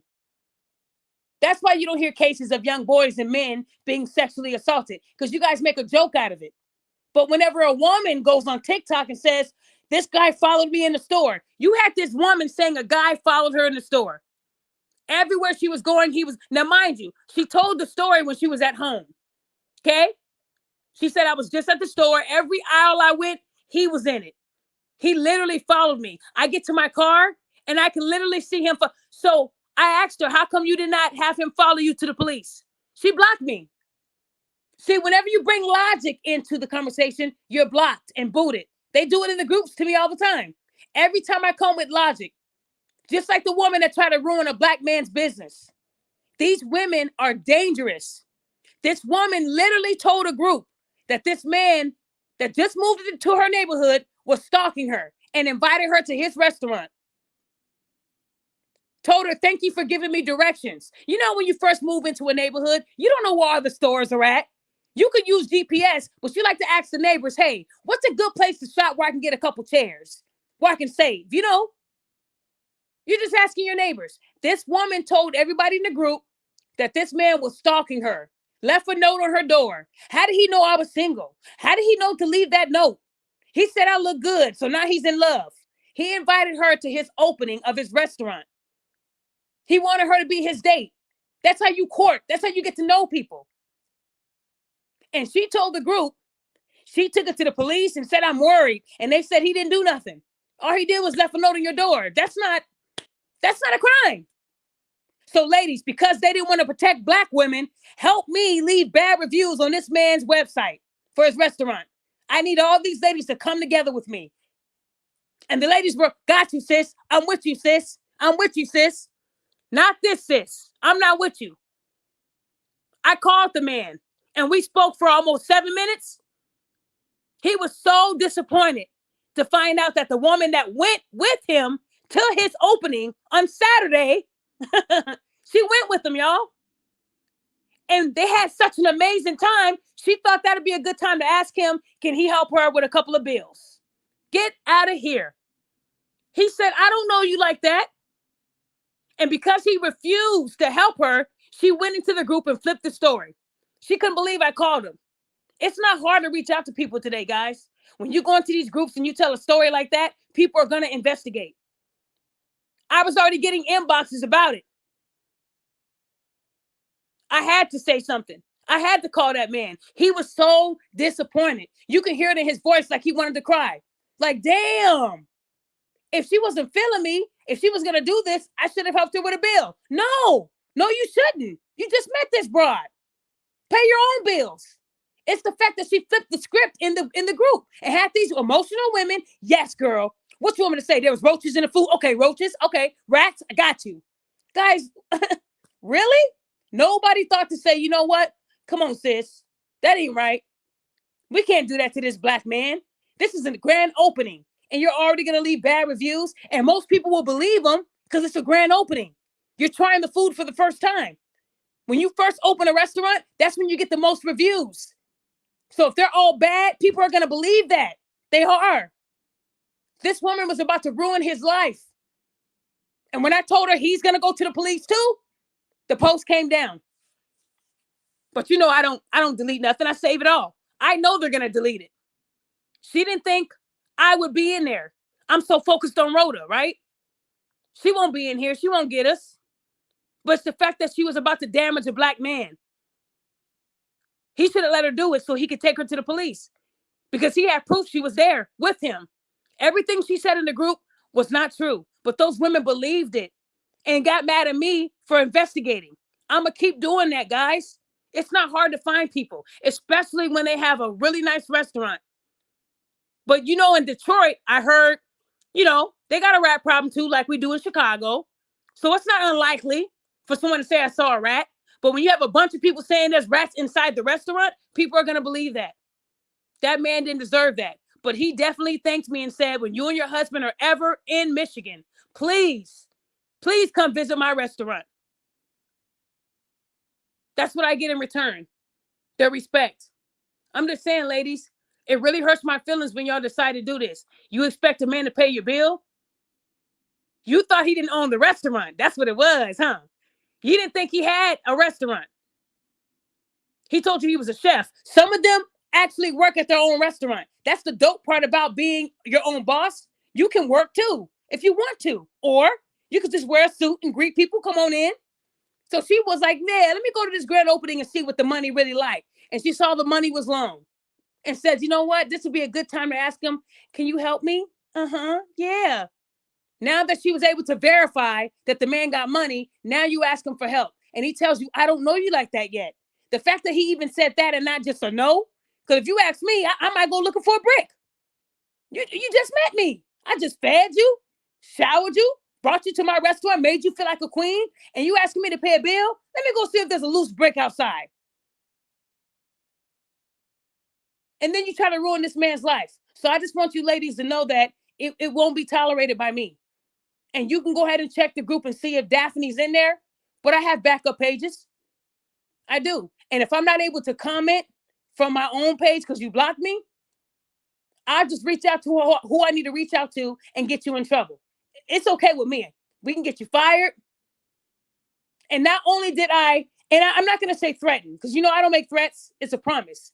Not only did I tell her that he was going to go to the police, but I told her he deserves a full apology or I'll call KinderCare because that's where she works, at KinderCare. And I know they don't get paid a lot of money. There's a bunch of KinderCares. I know that it's expensive if you're a parent. I know it's expensive to drop your kid off there, but I was told KinderCare don't really pay much. You don't get paid a lot. When I said KinderCare, her stomach dropped. She probably had to use the bathroom because the post came down. And I verified that she apologized to that man and made sure that no negative review was left. I told him where she worked, just in case. Give it to the cops. If you see any negative reviews, you know it was from her during this time frame, right? That's why you got to be careful with what you say in these groups because you never know who's in them. Y'all keep thinking that you're protected because it's a private group that you can't search for, but you don't know who's in there. That's the thing. I was doing a service, but who knows if anybody else would have did that if it stayed up there long enough. And I've been sitting on this one for a little while because I have been focused on Rhoda, but it doesn't mean that I'm not looking at other stuff. I keep receipts, guys. But you're not going to mess up these black men that are trying. That's a black man with his own restaurant. That's a big deal. It's hard. So I got some black men on this panel too. I'm going to go ahead and first I want to say, Shauna, thank you so much because I'm going to be wrapping up soon. I want to give you a chance, Shauna, to speak because, when I dropped that T on the article, a lot of people didn't believe that article came from the website. They said that I forged it. They said that I removed the Rhoda part, even though I didn't write the article. So I know that you've been getting a lot of heat on my behalf. What do you have to say, Queen? I could say it's okay. I invited, even as a woman, I can recognize emotional trauma from day one when this all, broke out. And when the article first came out, it really wasn't saying anything. This was like, first a story what Rhoda said. And it was a play of their on their emotions too in that article. But when I tried to come in and bring some logic, like logic just went out the door. They just went on attack mode, and it was just weird to me. Like, all right, really? Like, did you read the article when it initially came out? It said Rhoda said, like, where is the police cited in the article? Where does it say they spoke to someone and confirming what she said? Please point that out to me. I think it's crazy how they passed this man's picture all over the internet with the hashtag bragging, and he admitted it. I was confused because I heard the tape and I was like, well, is there some missing? Is it in a vault, top secret, locked down? Because the only tape I've heard, he said he didn't do it. And do you know what they said? What tape? They didn't even listen to the video and was and have, they got his picture just everywhere saying that he's the one that did it. Now I want to know where his name even came from, at this point. And that article itself is sloppy. Because there's some other things that I'm personally going to write them about that are lies. Her saying, well, really, that jumped this all off. Her saying that no one helped her. That's a lie. Why didn't they pull a 911 call to see who called the police and the ambulance with her? So, women have a lot of healing to do. It has to be coming from trauma, past experiences, but logic just went out the door. And that's all I had to say. Thank you. I appreciate that, Queen. And we also have Perfect. Perfect, your go, and then we will go to Ranger, and then I'll wrap up. Go ahead, Perfect. All right. I came on to say one thing, but I want to respond to something that you said a little bit ago. You talked about how a lot of these young dudes, they're not putting up with like the physical abuse. They don't have that whole never hit a female under, what they don't have that, right? And that reminded me of the way that I was brought up. Cause see, I'm in my mid 30s, grew up in the '90s and all that, and raised by a single mom and all that stuff. So I was pretty much raised to be a super simp, if you will, right? And I was indoctrinated, always with the whole no matter what a woman does, you never put your hands back on them. They hit you. Never under any circumstances put your hands on them. And I took that to heart, right? And I know there's gonna be a sound bite or whatever, and somebody gonna use it to clown me, but whatever. So there was an incident one time when I was in school. I was like 11 years old or something, and me and this girl got into it in class. Had a little disagreement and stuff. And to make a long story short, um, I walked away from the disagreement, like literally walked away. My back was turned, and she attacked me while I was walking away. And then, like some other people jumped on me, like some other girls jumped on me. And I didn't do anything to defend myself because, again, I was raised never hit a female under any circumstances, you know. And I took that to heart. Like I literally let them do that, And crazy thing was nobody helped me. Instead, they all laughed at me. You know what I'm saying? Even the other boys in the classroom. And then, after that little incident, same thing, well, something similar where same thing, me and another girl got into a disagreement and she smacked me. And I, it's like again, I just didn't react or whatever, just let it go, whatever, whatever. Cause I thought that by me just letting her do it and not responding, I was being a so-called real man by doing that. But anyway, so that's but like you say, a lot of these little dudes these days, they ain't playing them games. So that's how a lot of us are brought up in that regard. But directly to the point about logics versus emotions, um, just want to say that that's some psychological stuff, like the dynamics that y'all were describing earlier, where people say things, they accuse people of stuff, and then they try and discourage you from actually investigating the claim to verify things before you respond. That's all psychological, because I mean, I just studied psychology and all that stuff on my own.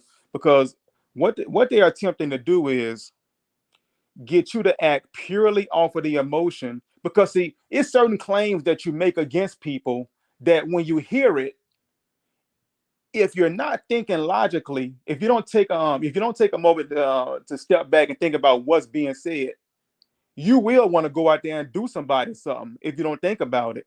You know, like somebody, for instance, come to you and say that they were R-worded. That protector in you is gonna want to go out there and do something, no matter how illogical the story may sound. So anyway, so like I said, this whole thing of telling people, well, just go out there, just react, don't ask any questions, just believe it. That's psychological. You know what I'm saying? That's how you get somebody to act as an attack dog, because they know that if you were to take the logical approach of, okay, I'm gonna hear your story, I'm gonna verify this, and if it makes sense, then we'll take the appropriate actions. They discourage that because, again, once you get logical, then there's a pretty good chance that you're not going to do what they want you to do, and that's what they're banking on. Because see, the thing about it is the truth don't fear investigation. Lies do. When you're trying to uphold a lie, that's when you get mad about somebody asking questions. That's when you get mad about somebody trying to get down to the heart of the matter. When you're lying to try and protect some shit, and that's what goes on a lot out here. Thank you. I definitely agree with that, and I want to say thank you for your take on it. I actually think my next show that I am gonna do probably it's probably going to be next week, because I think this week we're going to do a celebration show, and you'll know what I'm talking about real soon. But next week I will do a show called Falsely Accused. I've been getting a lot of messages from men who were falsely accused of sexual assault or worse by a woman, and they had to fight, and they had to go through going into hiding. They had to go through a lot to prove their innocence, and even after the dust settled, they are never the same. Ladies, I want you to know that to the women out there who feel like if they're rejected or if they're done wrong, they're going to hurt a man where it hurts. Let me tell you this. If you're going to accuse a man, I want you to understand what you're doing. Some of these men, they already call it a death sentence. So at that point, they feel like they have nothing to lose. So when you accuse a man of sexual assault and he wasn't there, he didn't do it because you're mad at him, and then you start spreading that around, and that gets around, it will never be the same for him. Never. Even if you said it on the same day, I'm just playing, guys. It was just a joke. I was just mad. It's the possibility. Women are going to say, well, it does happen. And we think you're covering for him now. Now you're protecting this black man instead of telling your truth. This is how they flip it. They kind of force you into continuing the lie so that it can keep going, so that you can be this victim when you were really lying from the beginning. And then now this man's character is ruined. He'll never have a real job. Nobody will ever respect him. People will want to fight him, kill him. His life is never the same. That's why I tell you, women, if you're going to falsely accuse someone, make sure you have life insurance, because that might be what's going to happen. Some of them feel like, you know what? If you're going to lie on me like that and ruin my life, I might as well go out like Scarface. Let me go on out. I might as well, because no one's going to believe me over her. And that's really true. If a cop showed up to a scene and a woman was crying and the man was calm, they're going to cuff the man. They see a woman crying and they're emotional too. A lot of these cops are very emotional. They don't use logic all the time either. And I'm calling them out. They don't. They come on the scene. Oh, what's wrong, Brenda? It's him. Go ahead and arrest him. Go ahead and arrest him and put him in the back of the seat. Honey, what's wrong, baby? What did he do to you? He hit you, huh? I watched the cop episode where they actually made her say that.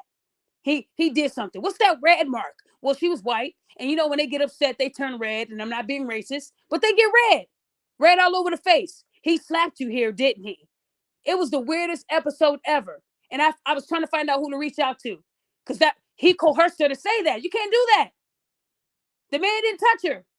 The man didn't touch her, but she was crying and wiping her nose. And they know when you start scrubbing your face, it turns red. She knew what to do. Yeah, he did. Uh-huh.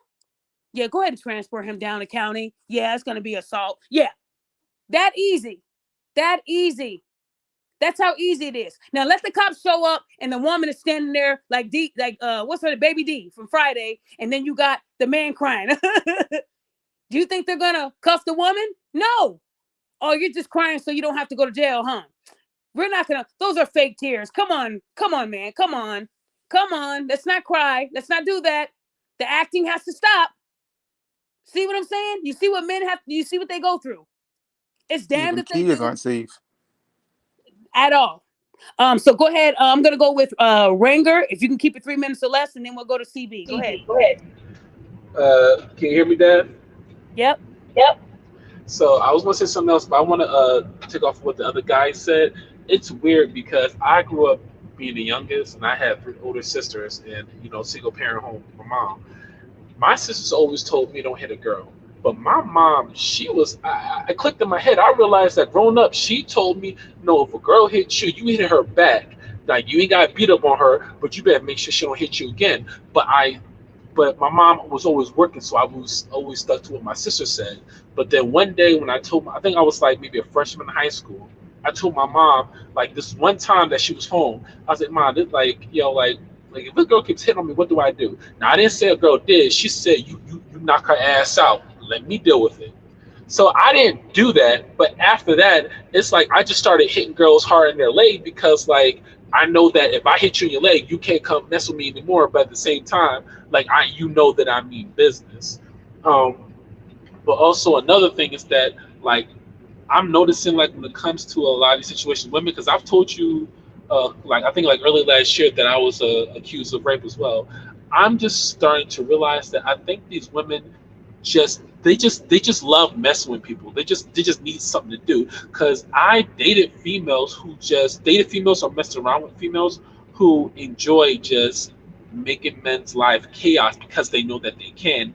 To them, they saw it as a game, and me, I really wish that I would have known that before I got in bed with them. But when you're hearing this, and then the things happen to you, it's almost it's like kind of like a how can I say it's surreal. It's like being in a movie. It's like yo, like this literally could be me, but we're so like mesmerized or we're so in the moment to where it's like it starts to unravel, starts to happen to you, and then now you have to bow out of the situation. But I think right now, a lot of women are starting to wake up, but I also feel like they're getting their karma because a lot of these women have sons, and now they're realizing like, well, damn, like what I did to this guy, somebody can do to my son. But I feel like sometimes karma does come back around. I'm not saying I want anything to happen to any other guy, but I do believe in karma. I do believe a lot of these things that these women put men through is going to happen to their sons or their brothers, whatever, and not even understand like, yo, when you do that to somebody's life, yo, that could literally be somebody's son, somebody's brother, somebody's father. But at the end of the day, it's not. It's all about them. It's not about. It's not about. It's all about them and their emotions. Not about what damage they're doing to the other person. But I do believe things are changing because like women are getting hit bad. But one more thing, Daphne, because I know you want a short time clock. Uh, with the stuff that happened to Rhoda and how women are claiming this man did this man did that, we can also circle back to okay, if that really did happen to Rhoda, or if it did, whatever, maybe another reason why men didn't jump to it is because they know somebody that there was accused of something because we always hear the stories growing up that a man was accused of rape, this, that, and the third, but we learn from it from seeing it. So that's another reason why probably like black women are protected or black women are or we have to second guess them because like yo we know that some just don't add up. But I feel like they're causing their situation for them not to be protected by jumping into the lies and by fabricating the stories and by not at least asking the proper questions. And then you wonder why men don't want to get involved in situations because of certain stuff like this. Because now when the truth comes out, y'all don't want to do nothing about it. So and I agree with you on the whole Cardi B situation. Like men, we still talk about that. I hear that on men's podcast. We still talk about it, but unfortunately, it's like a lot of women are not bringing up the Cardi B situation, but they hold her up to a pedestal. And to me, honestly, I don't understand that. And that's all I have to say. Thank you. Thank you. And also, I do believe Cardi B has a good team behind her because I've made certain comments. I've seen certain videos where people have said stuff about that, and just like you, her team's got them taken down. Oh yeah. Oh yeah. So But Hey, can I respond I to can't him? respond to him. who can who? the last guy that spoke. Oh, Rango, go ahead. You can respond. Please keep it short because I wanted to. I will. Go ahead. Because see, as far as that part about how I was brought up and stuff, see, the reason I believe in hindsight why my mom, instilled that in me is because she was an extremely abusive person herself. You know, I would watch her in some of her relationships and all that. And I just saw somebody in the chat who said something to the effect of his mom, beat him with hit him with a baseball bat or something like that. And I went through something very similar with mine, where I think I was like 15 or something like that, and it was one of them times where she was trying to punch me in the face and all that shit. And this time I actually blocked it instead of just letting her do it like I normally would before. But in response to that, she actually went and grabbed a broomstick and started beating me in the head with it, So she was extremely abusive like that. So I'm thinking now that the whole never hit a woman thing was basically to protect herself and women like her. Wow. When you actually put it like that man, you just made a really good point. And I think I'm probably gonna do another show on that. Maybe I should do that next, and then we'll do the accused show, because if anybody remembers my past, I told you guys I was in a domestic violence relationship. I sure was. But I didn't know what he had suffered as a child by the hands of his black mother, right? He was abused really, really, really, really bad internally. His own dad didn't know the extent of the abuse, right? And that's what made him crazy. So I was the punching bag. It's like he wasn't hitting me. He felt like he was hitting his mother. And that's how I saw it, because certain things I said triggered him. Maybe his mom said that. I didn't know. He went into the relationship with me and didn't give me a full resume of what he went through. A lot of men suppress that pain, and then it takes that one person to bring it out. And then now you just unleashed a beast. And we forget that a lot of these men, they were abused as kids. Sometimes when the dad leaves, they take it out on the child who looks identical. It's not really, in their eyes, they're not hitting their child, they're hitting their baby daddy. They're not damaging their child, they're damaging their baby daddy. These women are so messed up. That's why they say, let your kids be raised by the fathers. I agree. If the mom can't do the job, let the dad do it. Stop dropping your kids off at your grandmother's. A lot of you are not authentic mothers anyway. And Y'all that's don't how ever I see grew your up. kids. Y'all will drop your kids off at your grandmother's and they hardly see you. But you're making society believe that you see your kids every day because you got pictures of your kids. That is not a true story, guys. Like I said, I was raised by my dad because my mother passed away, and he did a damn good job. I tell my dad at least 2 or 3 times, maybe 5 times, maybe 10 times a month. I'm proud of you, Dad. You really did that. 3 girls and a boy. I don't know how you did it, because these girls today, they don't listen. They don't listen. Oh, I'm sneaking at the house. We never ran away. We never snuck out the house. We were not those type of kids. My dad knew what he had. He knew what he raised. He knew we were so. My dad didn't have to say anything. He just give you the look. And sometimes he'll act like he's going to work and hide in his room all day to see what we're doing. And we never left that damn house.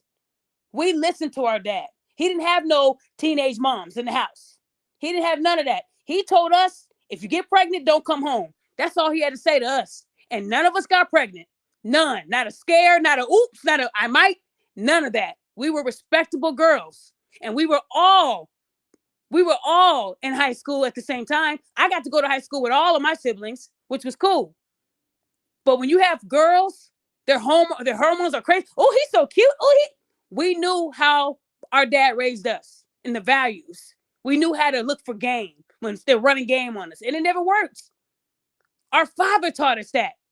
I'm not saying a mother can't do the job, but a dad, he does a really good job too. He just doesn't get enough credit. A mom can post a picture and say, today I worked 3 jobs, turned in my last paper for school, cooked 3 meals. They'd say 15 things they did, and women would say, yes, mom's doing it all. Go, girl. You go, girl. What's your cash app? But a man can say, today, I spent time with my son, got him a haircut, helped him with his homework, made sure he was straight for his field trip coming up. That's what you're supposed to do. You're supposed to do that. Duh. Oh, that's called being a father. You see the difference? I've seen that. I've seen that. These women will attack a good man, right? For being a good dad. We're not going to give him credit, but we're going to give a credit to the mom who's supposed to be doing the mom activities, right? You're supposed to be feeding your kids.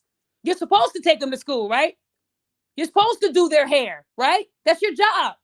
Today, I'm going to let you guys know I clocked into work and I actually did my job. I clocked out and went home. Yes.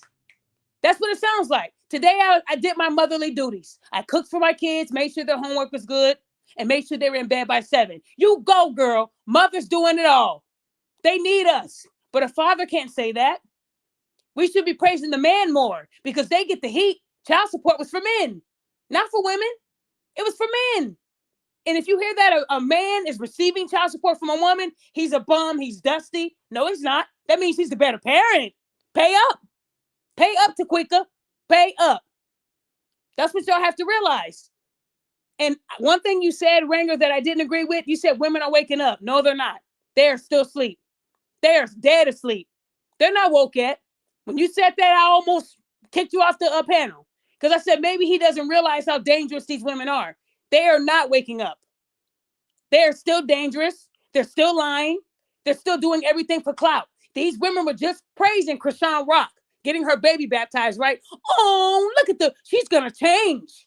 This baby is going to change this woman, and she's going to leave Blueface alone. And then what happened? She's now changing the baby's name to Blueface's name. Do you see what I'm saying? Y'all women, come on. You're not waking up.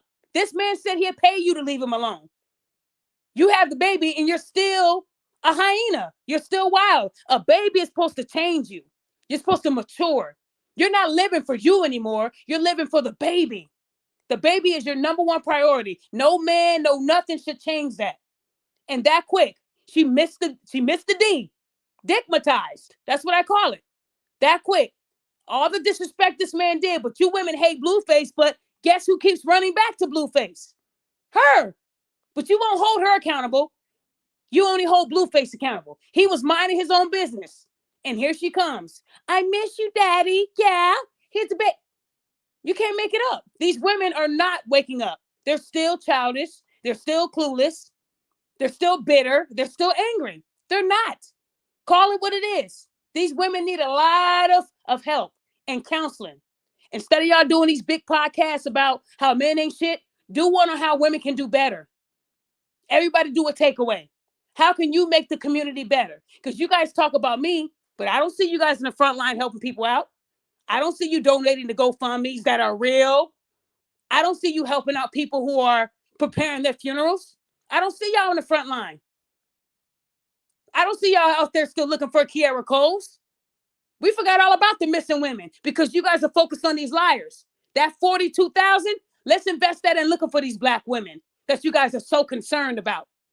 Y'all don't give a fuck about the missing black women. Stop playing with me. Stop playing with me. Y'all don't care.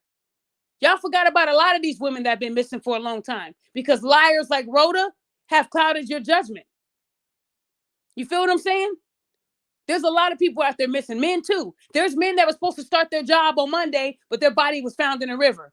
Are y'all out there looking for his killer? No, because it was a man that got killed. Y'all don't care when it's men dying. It doesn't concern you. It's when it's a woman. If a man said he was assaulted with a brick by a woman because he didn't give up the D, y'all would want full proof that it happened. I guarantee you. There would be no GoFundMe for him. They'd say, you don't have a job? How do you not have a job? So you got assaulted and you don't even have health insurance? So you want us to pay your bills? You want us to believe that a woman actually assaulted you? You're not even cute. That's how the women would treat these men. And don't tell me I'm lying, because you women are heartless. Y'all would question everything that man said. So what club was you at so we can call it? How many cameras were there so we can verify it? But whenever a woman says, I never in my life did anything. Yes, you did. You did a lot. When she said that, I went all the way back and saw her slapping people, twerking, lying on other people, suing all these people. You did a lot. You did a lot. And when this is all over, I'm going to play that voice over all the things that she did. Because some people forget. To say you never in your life did anything to deserve to be in the position you're in when all you've been doing is assaulting people, it makes no sense. And one thing, one of my friends said, Javante Davis, he was accused of assaulting his baby mama, right?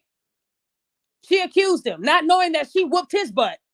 If he really hit that woman, she wouldn't be alive to tell the story. A hit from a boxer, their hands are registered. They're weapons for a reason. But then when y'all found out that she was beating on him, well, still, well, it's the fact that he could have hit her. That's what women do. They double down. When are we going to hold women accountable for lying? Y'all wanted Gervonta Davis canceled. He shouldn't be fighting anymore. He's dangerous. And then when you found out that the girlfriend scratched him, hit him, tried to hurt him, tried to stab him, destroyed all his property, then you guys were like, wow, she did that? Or is she covering for him? That's how you women are. You can't believe that a woman can be the predator. You don't believe that a woman can be the one doing the assault. You just can't believe it. No one can picture Rihanna abusing someone. I can. It doesn't exist in y'all mind. A man really saying, I'm going to hit you because you won't give me your number. I've seen some very beautiful women in my days where I was like, God took his time when he made this queen right here. She didn't have to open her mouth. She didn't have to twerk. She didn't have to get on TikTok and scream that looks better than. She just, her walk, her presence, her aura. Beautiful. And I'm sure many men have asked her for her number. Not a scratch. Not a scratch. So saying that somebody is attacking you because you didn't give them their number, that's like winning the Powerball. It doesn't happen all the time. And if it does happen, every news station is going to want that story. I want you guys to know that 3 major news stations tried to reach out to this woman, this victim. This victim. Do you know how much GoFundMe money she would have got sitting with a 4th largest news station in the nation? She would have got paid. She probably would have got $1 million. She turned all of them down for the Shade Room. The Shade Room does nothing but post negative drama and charge you $1,000 to promote your business. $1,000 for one post. So you ran to the Shade Room because they had 28 million followers. It was about her following. It wasn't about her assault. Ask yourself why she went to the Shade Room instead of Channel 2, the 4th largest in the nation.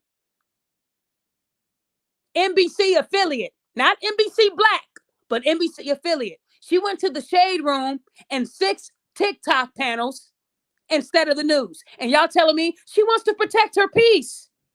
She doesn't want everybody knowing, 28 million followers on the Shade Room is everybody knowing. The Shade Room has more followers than the news. Y'all get what I'm saying? And she went there first instead of going to Channel 2, Channel 11, or Channel 13. There's no excuse. If I was assaulted, I want the world to know so I can protect the next woman. But you hyenas don't even look at the logic. You're looking at, well, she did go somewhere. She went to the Shade Room. That's a real logical place to go, right? The Shade Room. So if the Shade Room posted that, it's been a week since she told everybody who did it. How come the Shade Room hasn't posted an update? Let that sink in, hyenas. How come your favorite page is not posting the update? They follow you because they know it's not true. They just want the drama. But when the retraction comes out that she lied, they're going to post that. See what I'm saying? That's what the Shade Room does. They're not trying to promote Black households. They're not trying to promote mental health. They promote drama. Every now and then they'll post somebody who died. But their whole scope of that page is to make Black people look bad. 28 million followers.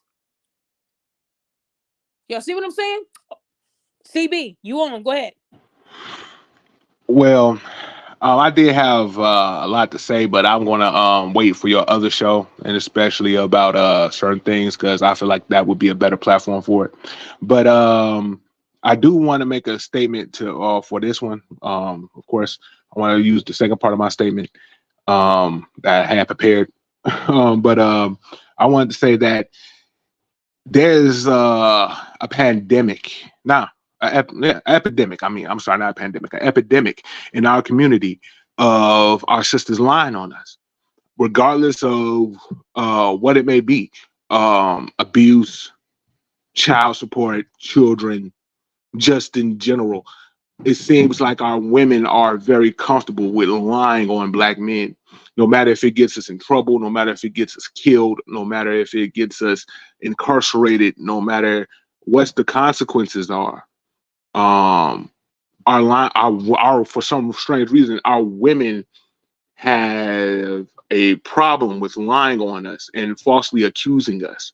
And also they have a problem with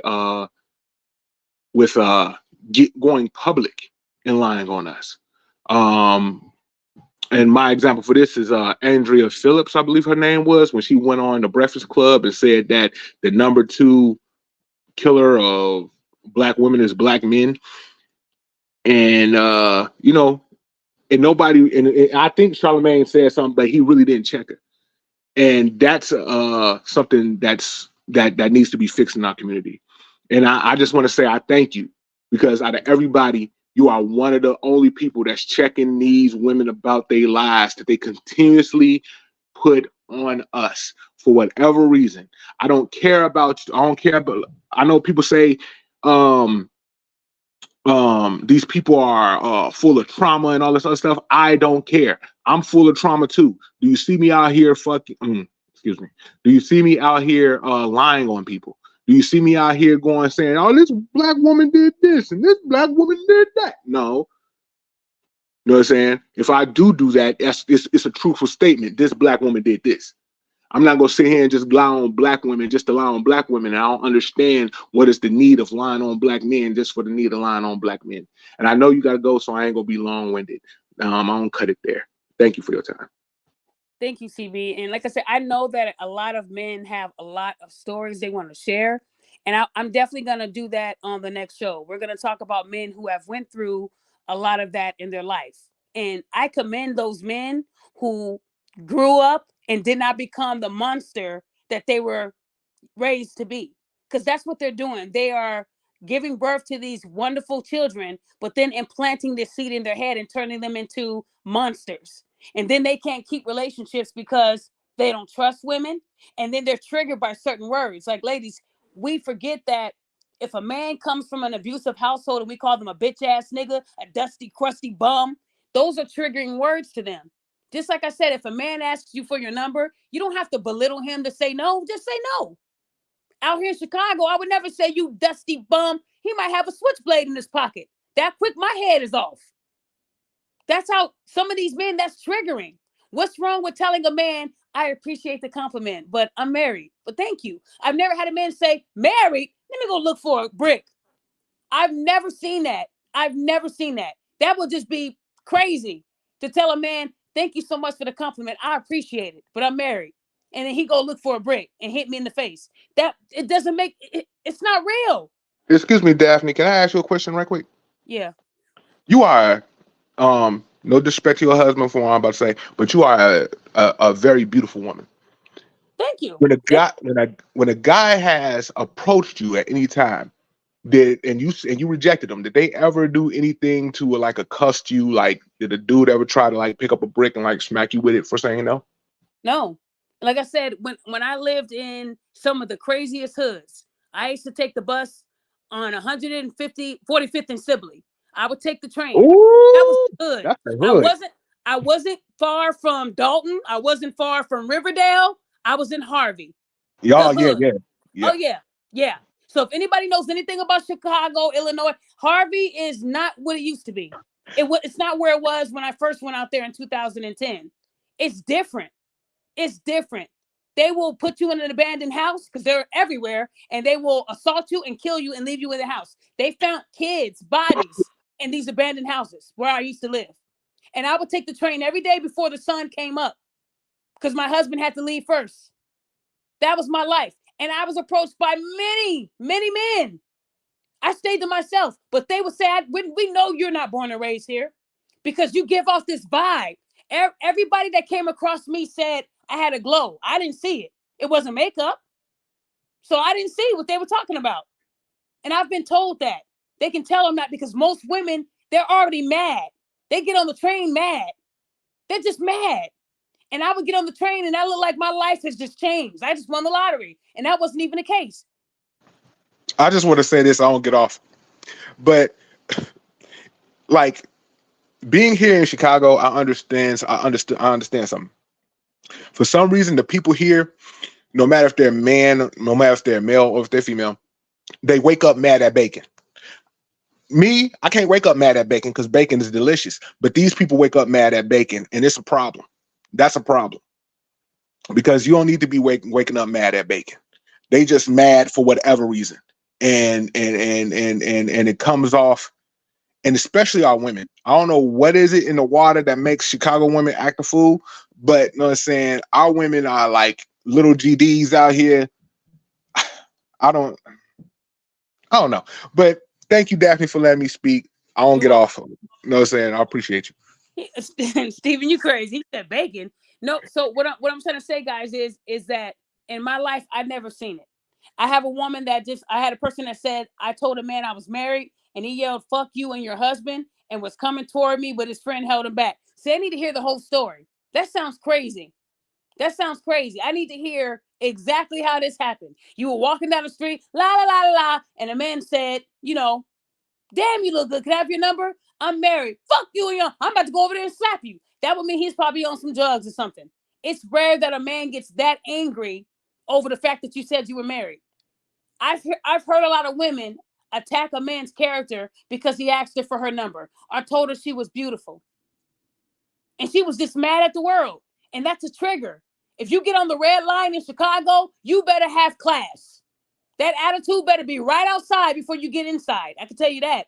You ride that red line on the Dan Ryan, something's bound to happen. A woman got stabbed in her neck and was bleeding out, and nobody helped her on that Dan Ryan. I know exactly what lines not to ever get on. I learned that. I had to learn that lesson. It's dangerous. It is dangerous. But I always made sure I was aware of my surroundings and I was polite. You don't have to be mean. You don't have to be a bitch. You don't. You're choosing to do that. And then when you crush their ego and call them dusty, crusty, no, you can't have my number, you bum. You're on the same train as me. you just made him look bad.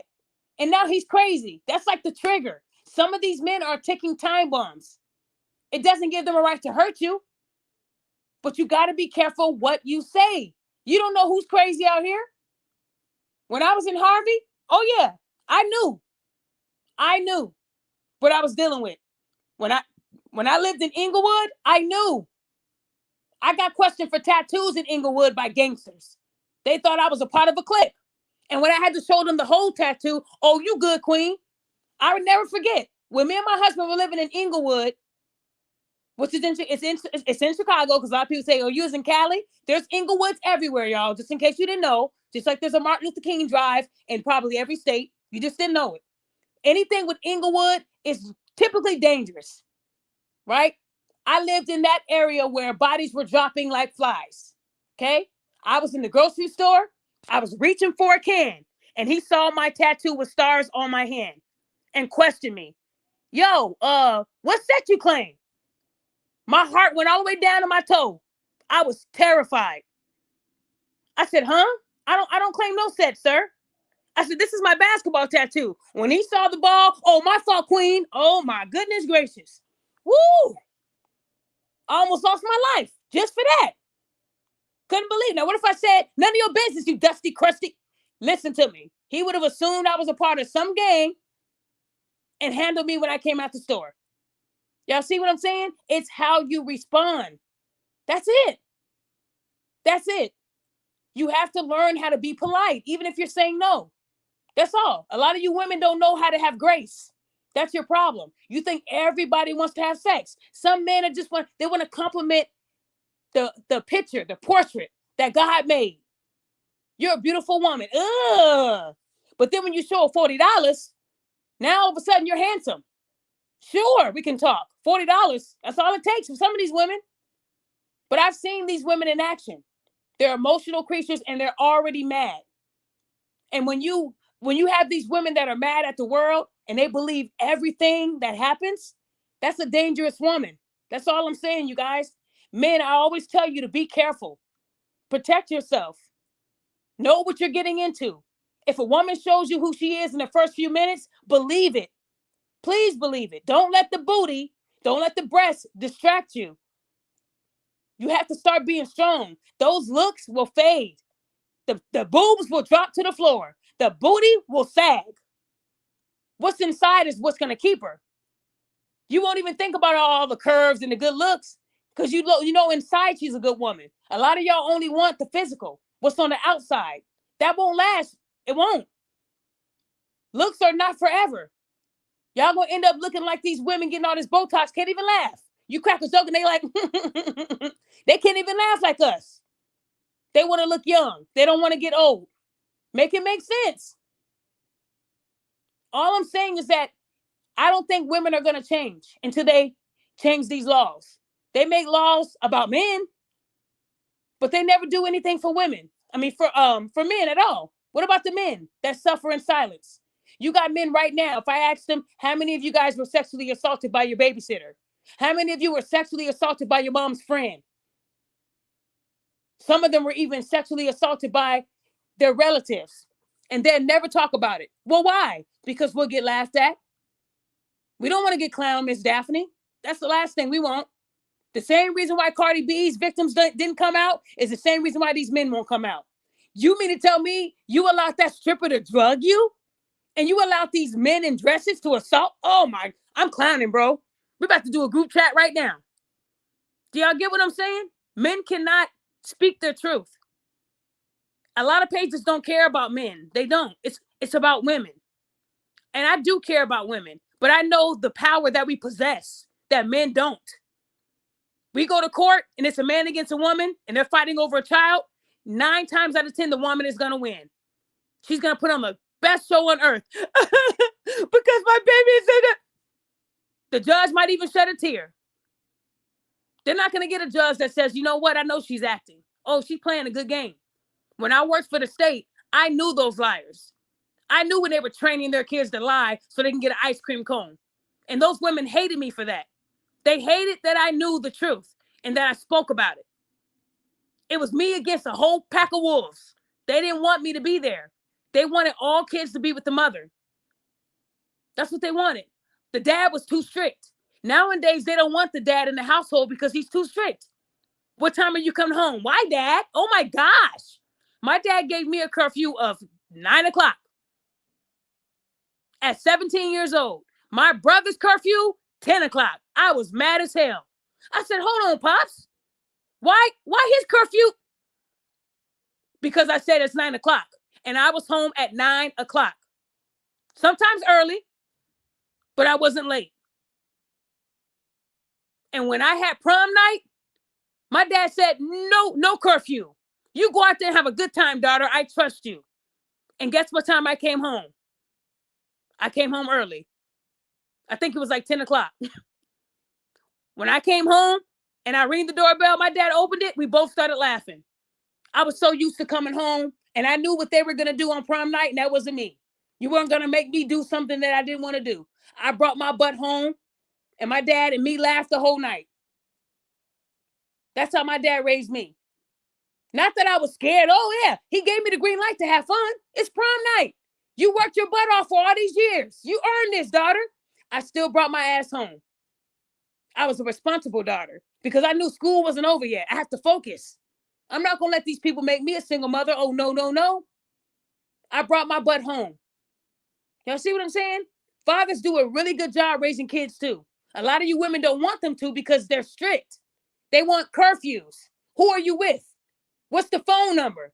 Moms don't care. Okay, baby, go ahead and have fun. And then they end up on the show disappeared. You knew she was leaving the house looking like a 30-year-old, right? That's what mothers do. They want to look like their daughters. Hey, besties. They're not your besties, ladies. They're not your friends. They're not your homegirls. Those are your daughters. You're not on the same level. Because when you start treating them like your friend, they going to mess up and say, well, she ain't going to mind. We're friends. My mom was never my friend. She would tell me to get a switch and a quickness. Hit me when I wasn't expecting it. My mom didn't play any games. We were not friends. I couldn't call her Deborah. I couldn't call her by her first name. I would get hit. My mom didn't play either. And she did not mind the way my dad raised us. She was just as strict as my dad. Sometimes I'd rather my dad whoop me. My mom was worse because she knew when I was fake crying. My dad, he was a little sensitive. I could say, yeah, Dad, it hurts. And he'll slow down. Mom, no. Mom didn't get tired. So what I'm saying, guys, is that men are doing a good job raising their kids. They are. They teach their daughters to be logical, to think with their brains, to know when the game is being ran on them, to know how to say, no, I'm good, but thank you. I appreciate that. Mothers teach them to say, ugh, you're not even cute. Oh my God. That's what mothers teach their daughters. They're not doing a good job. And I don't have to be a mother to know that you guys are failing your kids because they're in my inbox. I get emails from them. I hate when I get emails from kids. Guys, it makes me sick to my stomach. Because first of all, they're minors. And I have to be careful what I say. And secondly, most of the times I can't help them because I didn't get permission. Women get called perverts too. So you got to be careful. It's a fine line. So no matter how bad the email is, all I can do is trace it and get it to the proper authorities. Because I get sent stories all the time. There's kids with Instagrams right now where all they do is twerk on there. I've seen some really disgusting things. You mothers are failing your kids. Y'all don't even see it. They leave into school and they got everything in the backpack. Y'all don't even check their backpacks anymore. A lot of you parents, I can give you the game, but y'all don't want it. You don't have any kids. You don't know what the hell you're talking. Yes, I do. Your kids are in my inbox. Tell your kids to stay out of my inbox. I get inboxes from kids all the time. And the first thing they say is, I know you don't talk to kids, but I need your help, Miss Daphne. That breaks my heart. They're not saying, yeah, my dad is failing me. It's mom. I probably only gotten one email, maybe two, in the past 5 years about a dad failing his child. The rest of them are women. My mom told me that, it's okay for me to do this. But I don't think it's right. I heard your last show. These kids actually listen to my shows. That makes me uncomfortable because this ain't for kids. It says it on YouTube. I make it not for kids. So if y'all want me to stay out of y'all business, you need to be more vigilant and watch your kids. I mean, back in the day, I wasn't putting stuff in my backpack and going to school and changing into a hoochie outfit, but that's what these kids are doing. And y'all mothers don't even see it because you got Pookie and Ray Ray. You're not paying attention. You don't even know what's going on with your daughters. You don't care. But a dad, ooh-wee, that's my room. That's my dresser. A dad will go into your room and check everything. That's what dads do. Because they know what to look for. They know when their kids hit a certain age, it's crazy. So they do that extra security. And then you come home and they ask you, what is this wig and makeup doing? My dad didn't let us wear makeup like that. I was lucky to wear makeup if we were taking pictures. Light makeup, lip gloss. But I wasn't wearing no lashes and lace wigs. I had to beg my dad for braids. I was a hooper. That was my style. I had to beg him for those. But my dad was very tight. He ran a tight ship. You would think he was in the army, but he wasn't. My dad did a really good job. And I tell him every day, I wish all dads were like you. And they are, but they don't get the credit. My dad's wonderful. He is. So what I'm trying to tell you guys is today, ladies, we got to do better. And I tell y'all this on every show. You don't have to like me, but I know some of the things I say, it hits home. You feel it in your wig. It's tingling. I know you feel some of the things I'm saying. And you're like, you know what? Daphne got a point right there. I haven't checked my daughter's backpack. Check their backpack. You'll know something that you didn't know. They put cigarettes in there, vape pens in there, alcohol in there. They go to the grocery store and get them little shot glasses and put it right between their bra. These women tell me what they do. These kids tell me that they tell me the game. We did school and then we go to the store and get those little shots. They're like $1. You can put them in your bra. They'll never know what's in there. And if the thing goes off and they pat you, they're not going to pat you in the middle where your bra is. I'm trying to teach y'all something, ladies. Write it down because y'all not paying attention. Your kids out there getting drunk, you don't even see it. And that's why they do it, because they can get away with it. My mom doesn't care. I smoke weed. She doesn't care. She always thinks it's her boyfriend because he smokes weed. So when I come home and if I smell like it, I say, what's your boyfriend? Okay. And she goes right to bed. Ladies, you got to open your eyes. Loosen those wigs a little bit. I think the wigs are holding you back. You got some good fathers out there that deserve the credit. They didn't leave you. They didn't leave the kids. They left you. So let them have those kids. Y'all don't want them anyway. They will fight for their kids tooth and nail just to drop them off at grandma or Maybelline house. Tell me I'm lying. I've seen it. I remember a custody case. She was like, I just want my kids. Got on her knees and put a whole show. She was crying. I'm like, wow, I never seen this before. Judge gave her custody. The judge gave her custody. And guess who was getting the kids? Majority of the time, her mother. We came right back to court.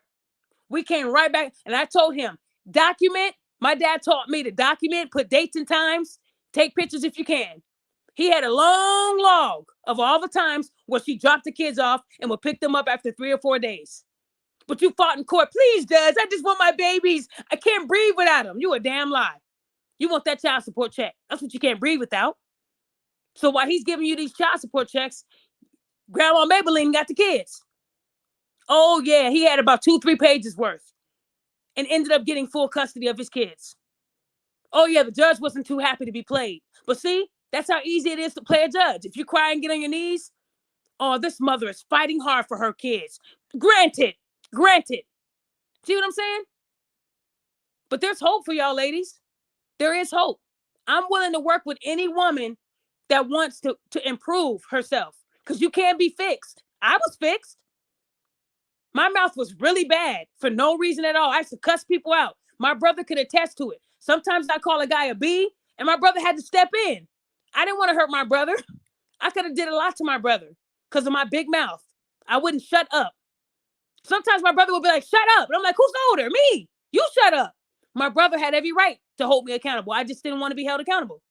Who are you to tell me to shut up? I'm your sister. You shut the hell up. Even my brother. So my brother wouldn't even want to play at the same places I was at because he didn't want to have to defend me and put his life on the line because of something I'm doing. That hurt my feelings when my brother said, yeah, I'm good. It hurt my feelings when he knew he needed me on his team, but he would overlook me. That hurt. So I had to improve a lot, ladies. I'm not telling y'all this because I didn't live it.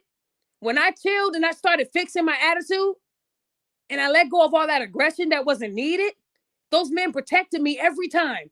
Anytime a man got out of line, I never forget. I went up for a shot and I made it. This dude slapped my butt. And as quick as he slapped my butt, my brother had him by the throat. Bloop, bloop. It was so quick. And not only did my brother start choking him, everybody wanted to kill him. He slapped my butt for no reason at all. I didn't ask for it, but he did that. It threw me off. But I had a whole flock of black men, including my brother, ready to throw down. That's protection, ladies. That's protection. That's what it looks like. Men will protect you. You got to give them something to protect. When I say they see you as equals, it's because when you open your mouth and you act like a man, that means you don't need their help. You're a man. You got it. But you know you don't. So all I'm saying is if there's any women out there that actually want to change inside so that they can be loved, I got you. I'm willing to help 3 women free of charge. I will be your mentor, your therapist. I got you free of charge. I'm willing to help 3 women. And if you're really serious about that, reach out to me on Instagram, the Queen of Accountability. I'm willing to help 3 women. The way I do it is you'll get a contract. It tells you what it's going to be about, what I'm allowed to say, what I'm not allowed to say. It goes into detail. You sign the contract and I will be your therapist, your coach, your mentor, counselor, whatever you want to call it. I got you. A lot of these women aren't doing this. They got these big platforms, but how many of them are giving back? I don't know many platforms that got 500,000-600,000 subscribers or more saying, you know what? Today I want to pay 2 people's rent. But you guys are putting money in their pockets every day for posting drama. But how many of them are actually saying, you know what? Our Black community needs to do better. We're going to do a show about our mental health. That's too much for them. That ain't going to get them the attention they want. Why are we doing this? This is the drama page. That's what you get. But me, I can do whatever I want. We have a lot of growing up to do, ladies, but you can be fixed. You can be helped. You don't have to go the road away. You can always make your own path, no matter where you come from. If my ex was able to change and get married and have daughters and never put his hands on another woman, if he can change, woo, then I know y'all can change. Because this man, I didn't see him changing. I saw him 6 feet.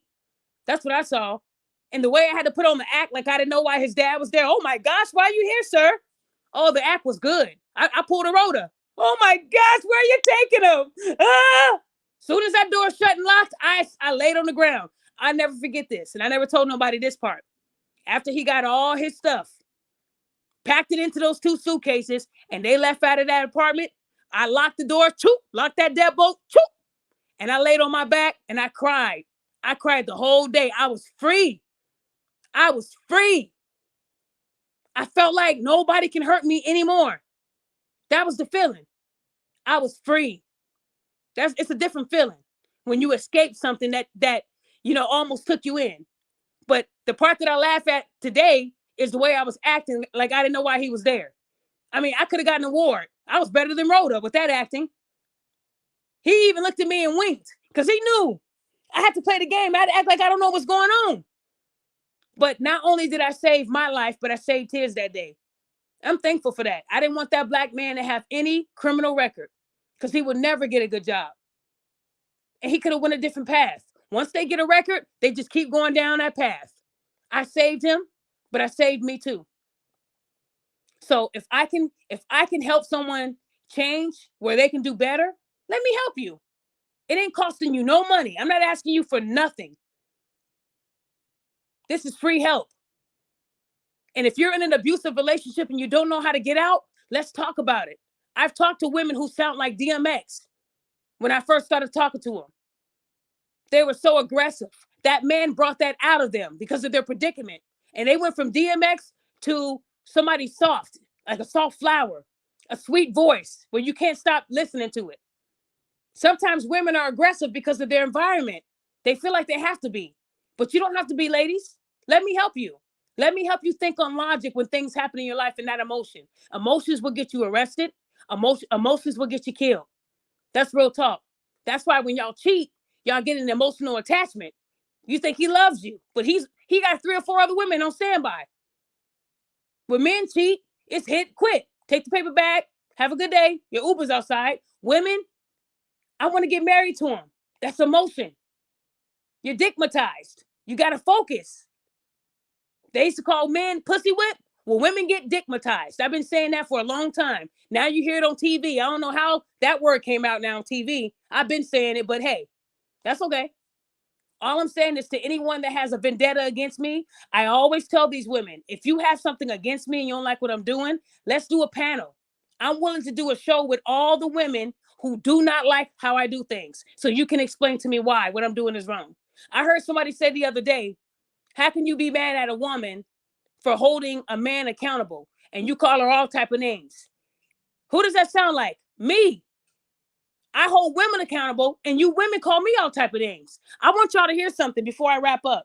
I told you guys on that show with Godfrey that I heard an audio of a woman saying that she had been trolling me for 10 years. Y'all, I ain't gonna lie, that kind of broke my heart. Because I was like, damn, why did you say, like, who does that? That's actually weird. If a man said that, she would have probably called the police, right? What do you gain from telling a bunch of women that you've been stalking me for 10 years? And every time you hear Daphne, I say, not her. Not her. I don't like her. She's the ultimate pick me. If I'm the ultimate pick me, then why aren't you picked? Why are you worried about what I'm doing? She said I've been doing this for 10 years. So clearly y'all know I haven't changed in a long time. Some of y'all just hearing about me. A lot of you guys compare me to Kevin Samuels. I was out before him. When he started coming out around COVID, y'all acted like y'all didn't know who he was. But he had started with image consulting for men. It just wasn't working. So he went from image consulting to you a 2 in the face. And he went big overnight. But I've been saying the same thing for years. And I don't get my flowers. It's okay. But God knows where I came from. But this stalker knows all about me. She's a pick me. She's been doing this for 10 years. Longer than that. I've been doing it longer than that. But it's okay. But I want y'all to hear it because some of y'all might even know who the person is. I found out who the person is. And I just want to say thank you for being a fan.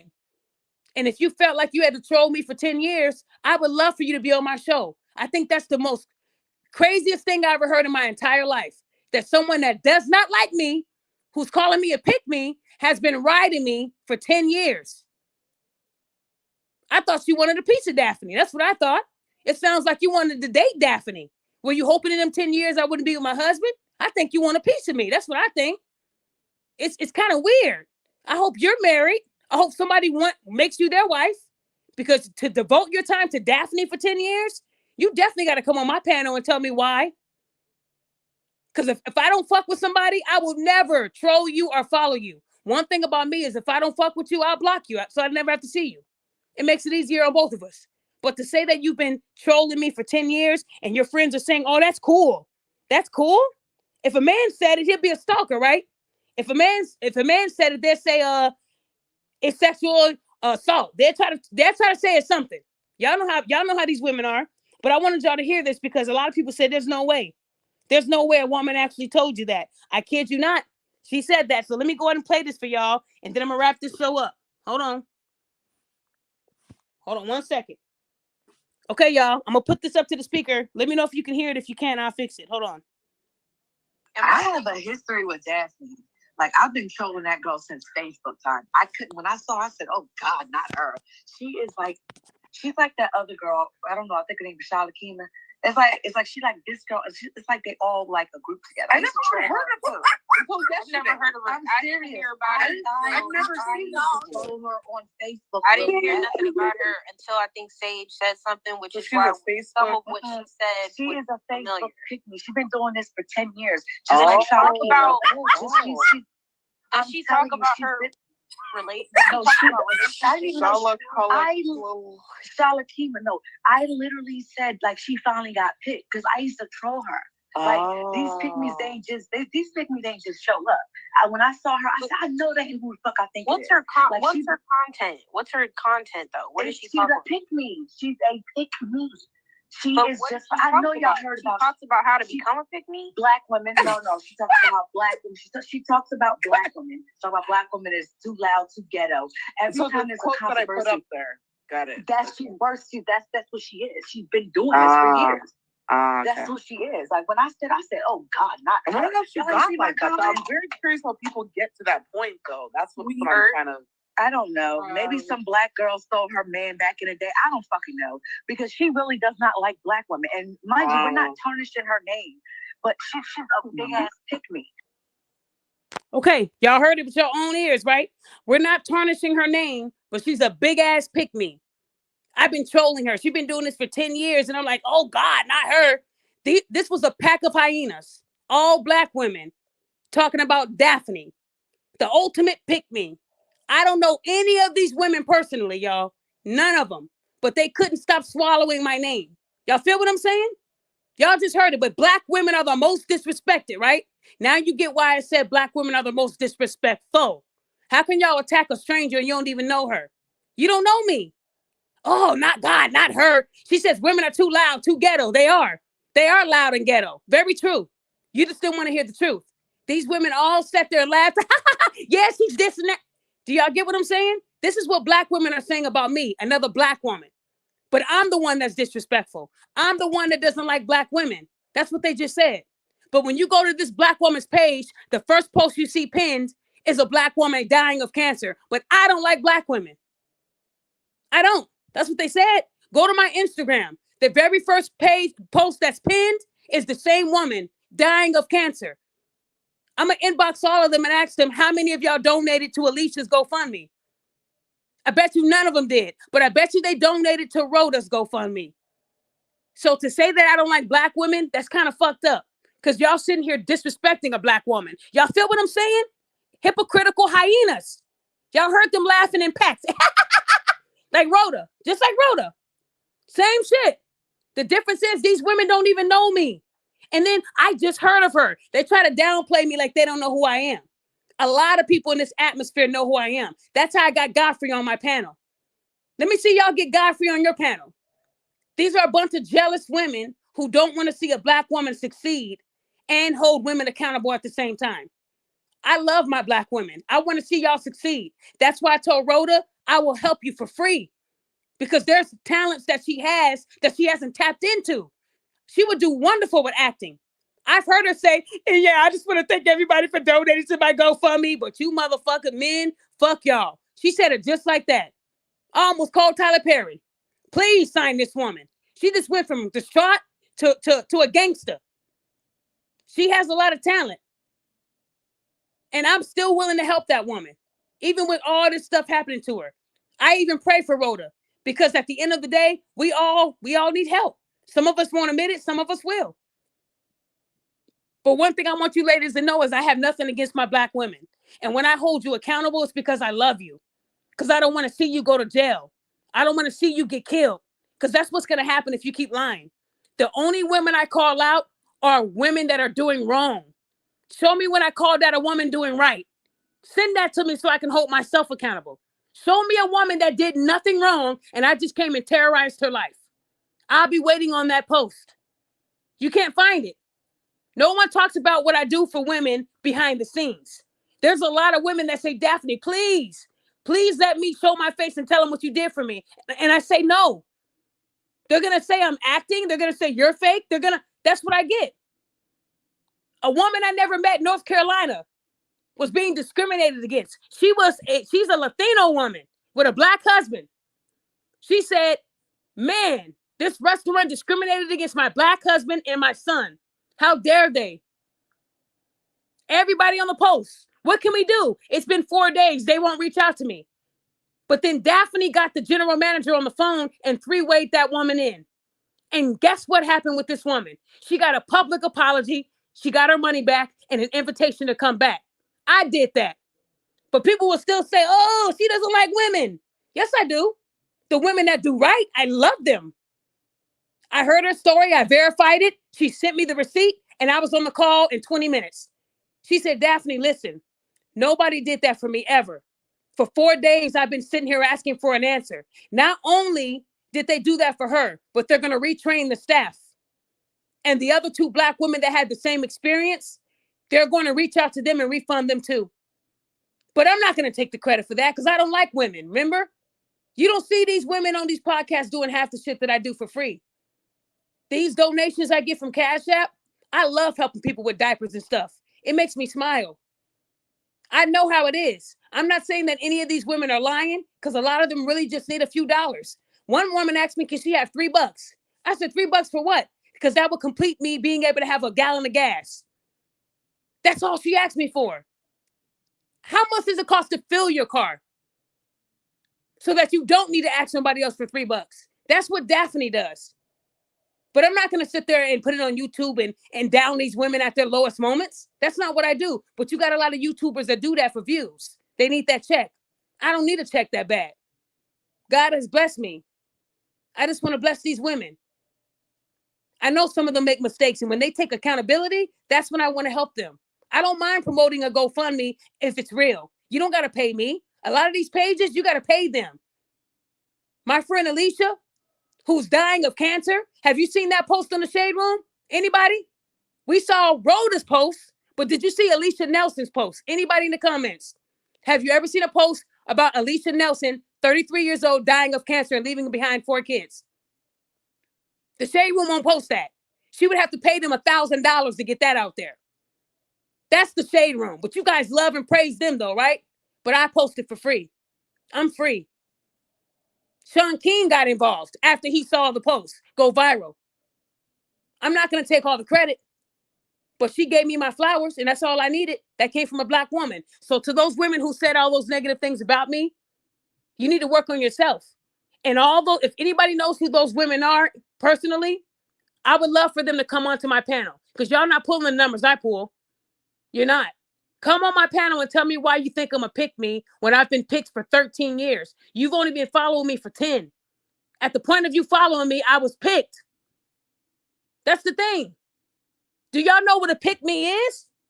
If I was pandering for male attention, I would show my titties. I would show my ass. I'm only using my mouth and talking.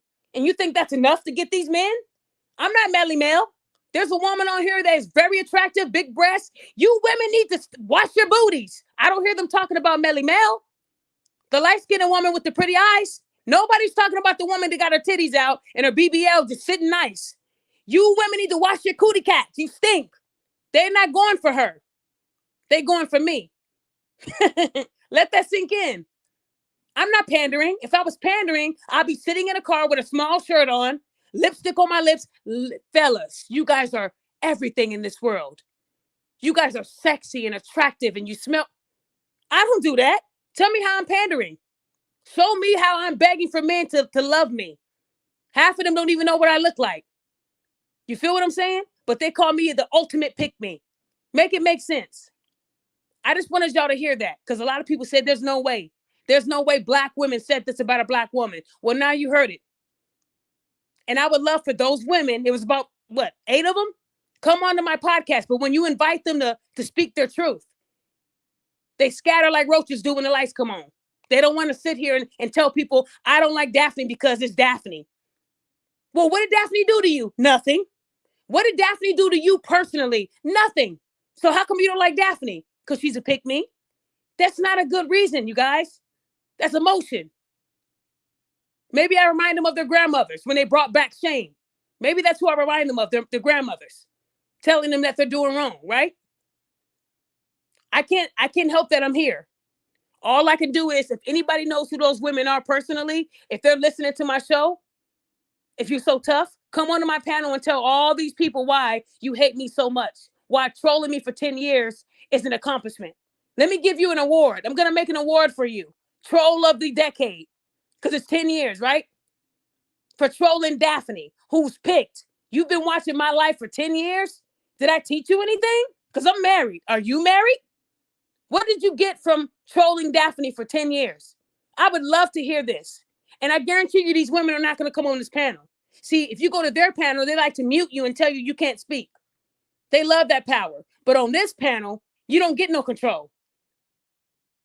I'm just going to ask you a couple questions. Why do you hate Daphne so much? What did she do to you personally? Not a damn thing. I didn't even know you hyenas existed until you brought up my name. My name gets you an extra, what, couple views? I would love to know what I did to you that made you feel like you needed to stalk me for 10 years. That's weird. I'm actually going to do more with this audio because I want people to know how much I'm hated by my own Black women. But every time they quote Malcolm X, Black women is the most disrespected. I told y'all that don't apply. Because in the 60s, they weren't doing this, getting in groups and hating other Black women. They didn't do that. They got together to go against the other races that hated them. Y'all feel me? These women ain't built like the 60s. They don't know when to shut up. Look. And all of them, oh, that's why. I wonder what made her become a pick-me. Where did it start? How come you're unpicked? How long have you been unpicked? Why do you think that is? Why do you think that it makes you feel good to down another Black woman that you don't know? You don't think that's an illness? Like I said, you guys, at the end of the day, I would like to do a show where all these women that have so much to say, put them in one room and ask them why. They never can respond to me. It's never anything I did to them personally. It's something that I posted that they didn't like because it had truth.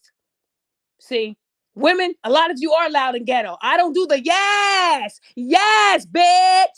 That to me is so unattractive. That's not me. You will never see me in a club twerking. That isn't me. I'm a lady with class, not a hyena with ass. They just want to shake it. That's all they know you for. It's shaking your ass. You don't even carry yourself right. I'm not a loud ghetto woman. I don't get them long nails and chew gum. Yes, girl. That's not me. That's that ghetto shit. Y'all look up to Sweetie and all of these entertainers that won't even pay your bills. Nobody wants to be like Michelle Obama. I ain't seen one woman ever say, I want to live a life like Michelle Obama with a strong Black king supporting me, us complimenting each other, getting gray hair together, not worried about looks and what people care, like what they say about us. They called Michelle Obama a man through his whole presidency. They said 2 men are up there, didn't they? And she never once conformed to y'all insults. Let me get this BBL. Let me make my skin lighter. Let me do the little Kim route. Michelle Obama stayed Michelle Obama. But I don't see these women saying that. Y'all want to be like Meg Thee Stallion and Sweetie and Cardi B and Nicki Minaj. Yes, bad. Beyonce. Y'all looking up to the wrong people. Y'all looking up. And all those women you look up to got cheated on, didn't they? I never heard of Obama stepping out. If he did, we ain't heard of it. Y'all see what I'm saying? What are y'all looking up to? How come we're not trying to strive to be like Michelle Obama and Brock? Oh, because they're not loud and ghetto. They're not acting a damn fool, right? They're not smoking weed and sticking their ass out the window, right? They're not saying, yes, bitch, you can have fun, ladies, but you ain't got to be ghetto. Ghetto is so unattractive. Some of you guys just don't even know. You'll be so much, like you'll be more attractive if you just stay quiet. One time this girl, she was very pretty. I pushed play and then she became Flavor Flav. She sounded better on mute. There's a lot of women that when they open their mouth, you're like, ooh, who raised you? A hyena? So I'm just trying to help a lot of you ladies. That's it. Y'all ain't got to take my help. But to anyone that disagrees with what I do, I would love to make a show just for you. Nobody's going to disrespect you. I'm not going to disrespect you unless you take me out of that element and you start coming at me with the force. You're not going to come on here like DMX. We're going to have a conversation. Everybody hates Daphne part 2. So if anybody knows of someone who talks about me a lot and they hate me, I'm going to give you the information to send to them so we can set this show up. We did this before. Y'all remember my stalker, Charlena? I said, Charlena, why do you hate me so much? I don't know. What did I do to you? Nothing. I said, so then why do you talk bad about me? I just don't like you. Guys, that's not an answer. What did I do to make you so angry? Nothing, but you don't like me. It does not make sense, ladies. Those are the kind of women, fellas, that you got to avoid. That's all I'm saying. So I would love to do a show like that and see where it goes. But we are going to I'm going to set up a few shows. If anybody has ever been abused by their mothers growing up, their wives, their girlfriends, I want you to reach out to me. MEN_TAL health@yahoo.com. Again, MEN_TAL health@yahoo.com. And that same email goes to the women that don't like me. Let's talk about it. I'm willing to have a conversation with all my haters. I can never get them all together because they run. They get scared. Definitely, I don't know if I want to. Well, then stop talking shit about me on these other platforms. Say it with your chest on my platform. I respect a woman if she can tell me right here that she don't like me. Quit going on TikTok where you only got 5 followers. No one's listening. Come on here where it's going to be 100 plus.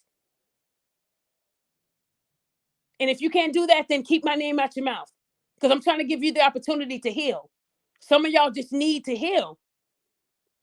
So I'm just hoping that, guys, like I said, my next show is going to be a fun show, a celebration. And then we're going to get into the good stuff next week.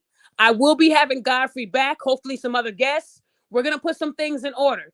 Godfrey's business partner, he's also a comedian named Dante. He wants to come on the podcast. He will be on next week. This is going to be a lot of fun. I hope you guys strap up and enjoy the ride because I'm going to bring you guys the best shows and the best content. That's what I want to start doing.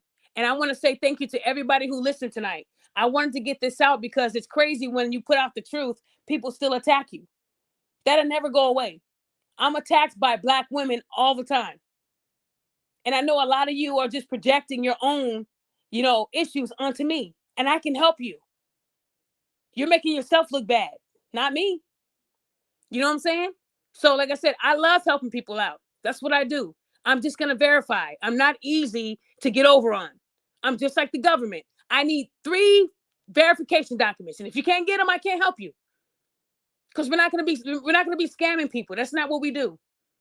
What I get from people, they trust that I'm going to give it to the right people.